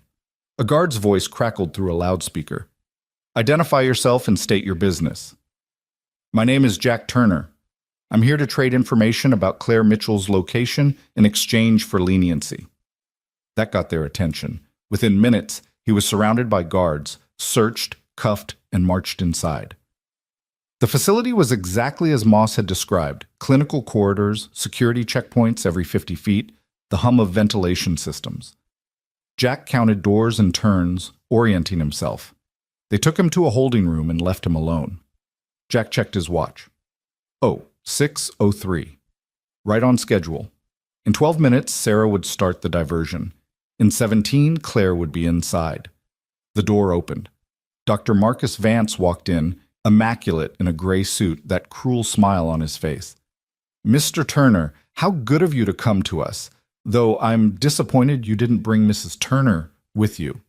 "She's gone. Ran when she realized I was going to turn her in." Jack kept his voice steady. "But I know where she's headed. I can take you to her." "Can you? Or are you stalling while you try to mount some foolish rescue attempt?" Vance sat down across from Jack. "You're not clever enough to deceive me, Mr. Turner. You're a small-town firefighter playing hero. This is beyond your capabilities." "Maybe. But I'm the one who's seen Claire, Emily, whoever she is, and I'm the one who knows she's remembered something important, something about her time in the program." That got Vance's attention. "What has she remembered?" "Tell me about my daughter first, about Hope." Vance's smile widened. "Ah. So Mrs. Turner told you about the child. How touching. Yes, Hope is alive and well, a fascinating case study in early childhood conditioning. She's showing remarkable aptitude for the program." Jack's hands clenched into fists. "She's 3 years old. She should be playing with toys and learning to read, not being conditioned." "She's the future. The first generation of true Prometheus subjects, raised from infancy to be whatever we need them to be." Vance leaned forward. "But I'm willing to make a trade. You give me Claire's location, and I'll let you see Hope before we wipe your memory and release you. You'll never remember any of this, but you'll have had one moment with your daughter." It was 6:14. 1 minute until Sarah's diversion. Jack needed to keep Vance talking. "How do I know you won't just kill me?" "Because you're not important enough to kill. You're a loose end, but a manageable one. We'll erase the last week from your memory, implant a few false recollections about Emily's death and Claire's disappearance, and send you home to your remaining daughter. You'll never know the difference." "And Claire?" "Will come home to us eventually. They always do. Maternal instinct is remarkably predictable." Vance checked his watch. "But I'm losing patience. Where is she?" An alarm began to wail. Vance's head snapped up. "What?" The lights went out. Emergency lighting kicked in, bathing everything in red. Vance lunged for the door, but Jack was faster. He drove his shoulder into the doctor's chest and sent him sprawling. His cuffed hands were awkward, but he managed to grab Vance's security card before guards burst into the room. "Lock down," someone was shouting. "Fire in the main entrance! All personnel to stations!" In the chaos, Jack slipped into the corridor. The utility access was 20 feet ahead, disguised as a janitor's closet. He reached it as gunfire erupted somewhere in the building, Sarah doing her part. The door was locked. Jack used Vance's card and it clicked open. He plunged into darkness, found the stairs, and began to descend. According to Moss, these maintenance corridors connected every part of the facility, including the children's wing. He ran through the darkness, counting turns, following Moss's instructions burned into his memory. Behind him, he could hear guards searching, shouting, getting closer. But he was committed now, all in. The corridor ended at another door. Jack used the card again and found himself in a residential hallway painted in cheerful yellows and blues, a horrible mockery of normalcy. Rooms lined both sides, each with a small window. Jack looked through windows as he ran, seeing children of various ages in various rooms, all alone, all playing quietly with minimal toys. His heart broke for every one of them. But he was looking for one specific child. Dark curls. Jack's eyes. 3 years old. He found her in the 7th room, Hope was sitting on a small bed holding a stuffed rabbit and singing to herself. The song made Jack's breath catch. You Are My Sunshine. Emily's song, the one she used to sing to Maddie every night. The door was locked. Jack fumbled with the card reader, his hands shaking. It beeped red. Wrong clearance level. He tried again, red again. No, no, no! Step away from the door. Jack turned to find 2 guards with weapons trained on him. He raised his hand slowly, the security card falling from his fingers. This was it. He'd failed. Failed Claire. Failed Hope. Failed Emily's sacrifice. Gunfire erupted from behind the guards. They went down, and Claire was there, Moss's pistol in her hands, her face set with fierce determination. The card won't work, Jack said. Wrong clearance level. Claire didn't hesitate. She shot the lock. The door swung open. Hope looked up, startled by the noise. She saw Claire, and her face lit up with the kind of recognition that defied logic. Mama? Her voice was small and uncertain. You came back? Claire's face crumpled. She dropped the gun and fell to her knees, arms open. Baby, oh God, baby, yes, Mama came back. Hope ran to her. The moment they collided, the moment Hope's small arms wrapped around Claire's neck, and Claire held her daughter for the first time in 3 years, something fundamental shifted in the universe. Jack saw it happen, saw Claire's face transform, saw tears streaming down both their faces, saw a mother and daughter finding each other across an impossible distance. We have to go, Jack said gently. Guards are coming. Claire stood with Hope in her arms, the little girl clinging to her like she'd never let go. They ran back the way Claire had come, through corridors that Moss directed them through via earpiece. Behind them, the facility was in chaos, alarms screaming, guards searching, Vance somewhere shouting orders. They burst out of the maintenance entrance to find Sarah waiting with the van running. Moss was in the driver's seat. Get in, they're right behind you. They piled in and Moss floored it. Bullets sparked off the van's armored panels. She'd thought of everything. And then they were on the access road, leaving the facility behind. Jack looked back to see guards pouring out of the building, vehicles starting up for pursuit. But then something extraordinary happened. Some of the guards stopped running, some lowered their weapons. Moss's contacts, making the choice to let them escape. It wouldn't stop Vance forever, but it gave them a chance. They drove for an hour before anyone spoke. Hope had fallen asleep in Claire's arms, exhausted from the adrenaline. Claire was crying silently, her face buried in her daughter's dark curls. We did it, Sarah finally whispered. We actually did it. We got her out, Moss corrected. But Vance won't stop. He'll hunt you until... Let him hunt. Claire's voice was fierce. I remember now. Not everything, but enough. I remember being Emily. I remember choosing this. And I remember that I'd do it again to protect my family. She looked at Jack. Our family. Jack reached over and took her free hand. Where do we go from here? Anywhere but here, Moss said. I have safe houses, contacts in Canada who can provide new identities, real ones, not programmed. You'll have to disappear for a while. Maybe forever. Maddie, Jack said suddenly. I need to get Maddie. I'll arrange it. She can meet you at the Canadian border. Moss glanced in the rearview mirror. You understand you're giving up your old lives completely? Jack, you'll never be a firefighter in Silver Ridge again. Sarah, you'll have to leave your family. Claire, Emily, you'll never fully recover what you lost. I know. Claire looked at Hope sleeping peacefully, then at Jack.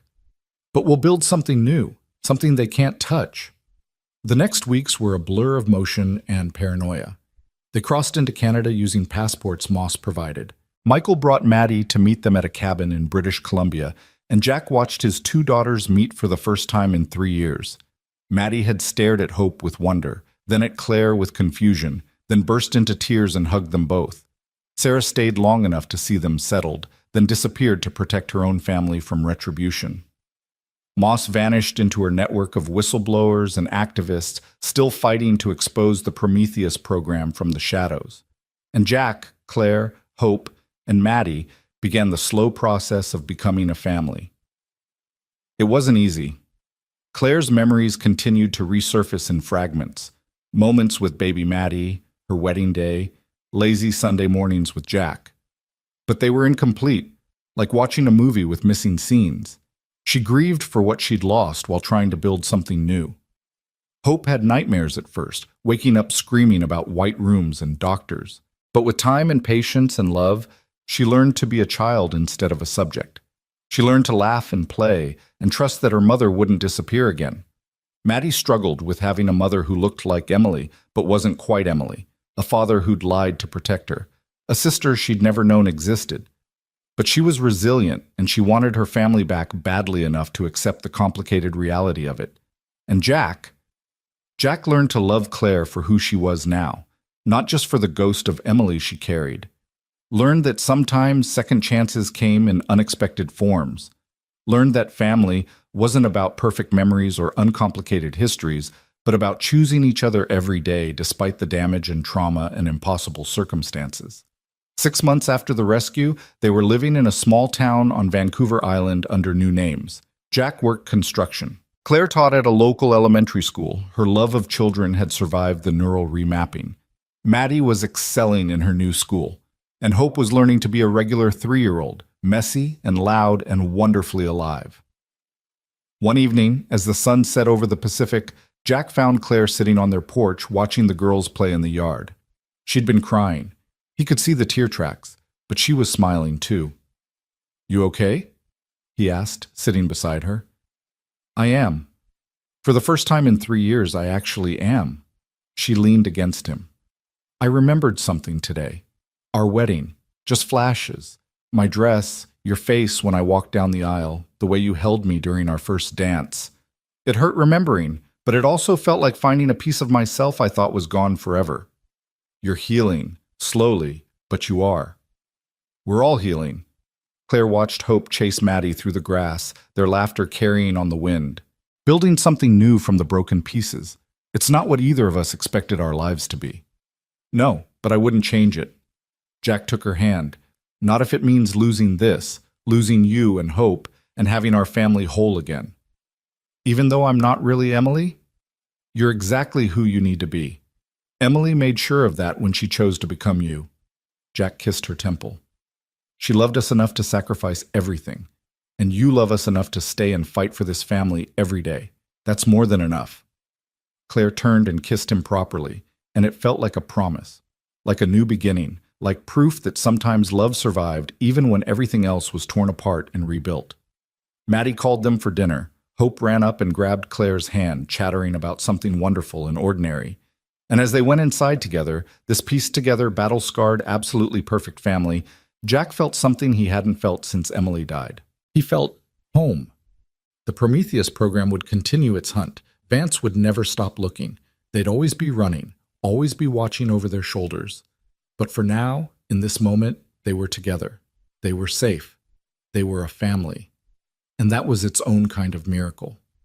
Outside, the sun set over the ocean, painting the sky in brilliant colors. Tomorrow would bring new challenges, new fears, new reasons to fight.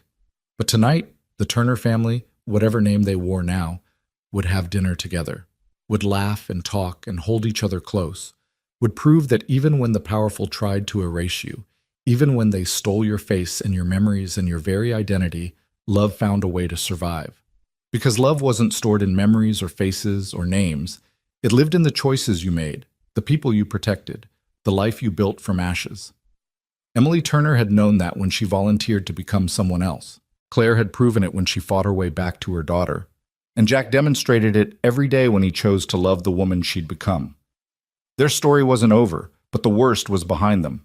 And ahead was life, messy and complicated and beautiful, exactly as it should be. In the kitchen, Hope laughed at something Maddie said. Claire called out that dinner was ready. And Jack Turner, once a small-town firefighter who thought he knew what loss meant, held his family close and finally understood what Emily had sacrificed everything to protect. Not just survival, but the chance to love again, the chance to be whole, the chance for hope. And in the end, that had always been worth fighting for.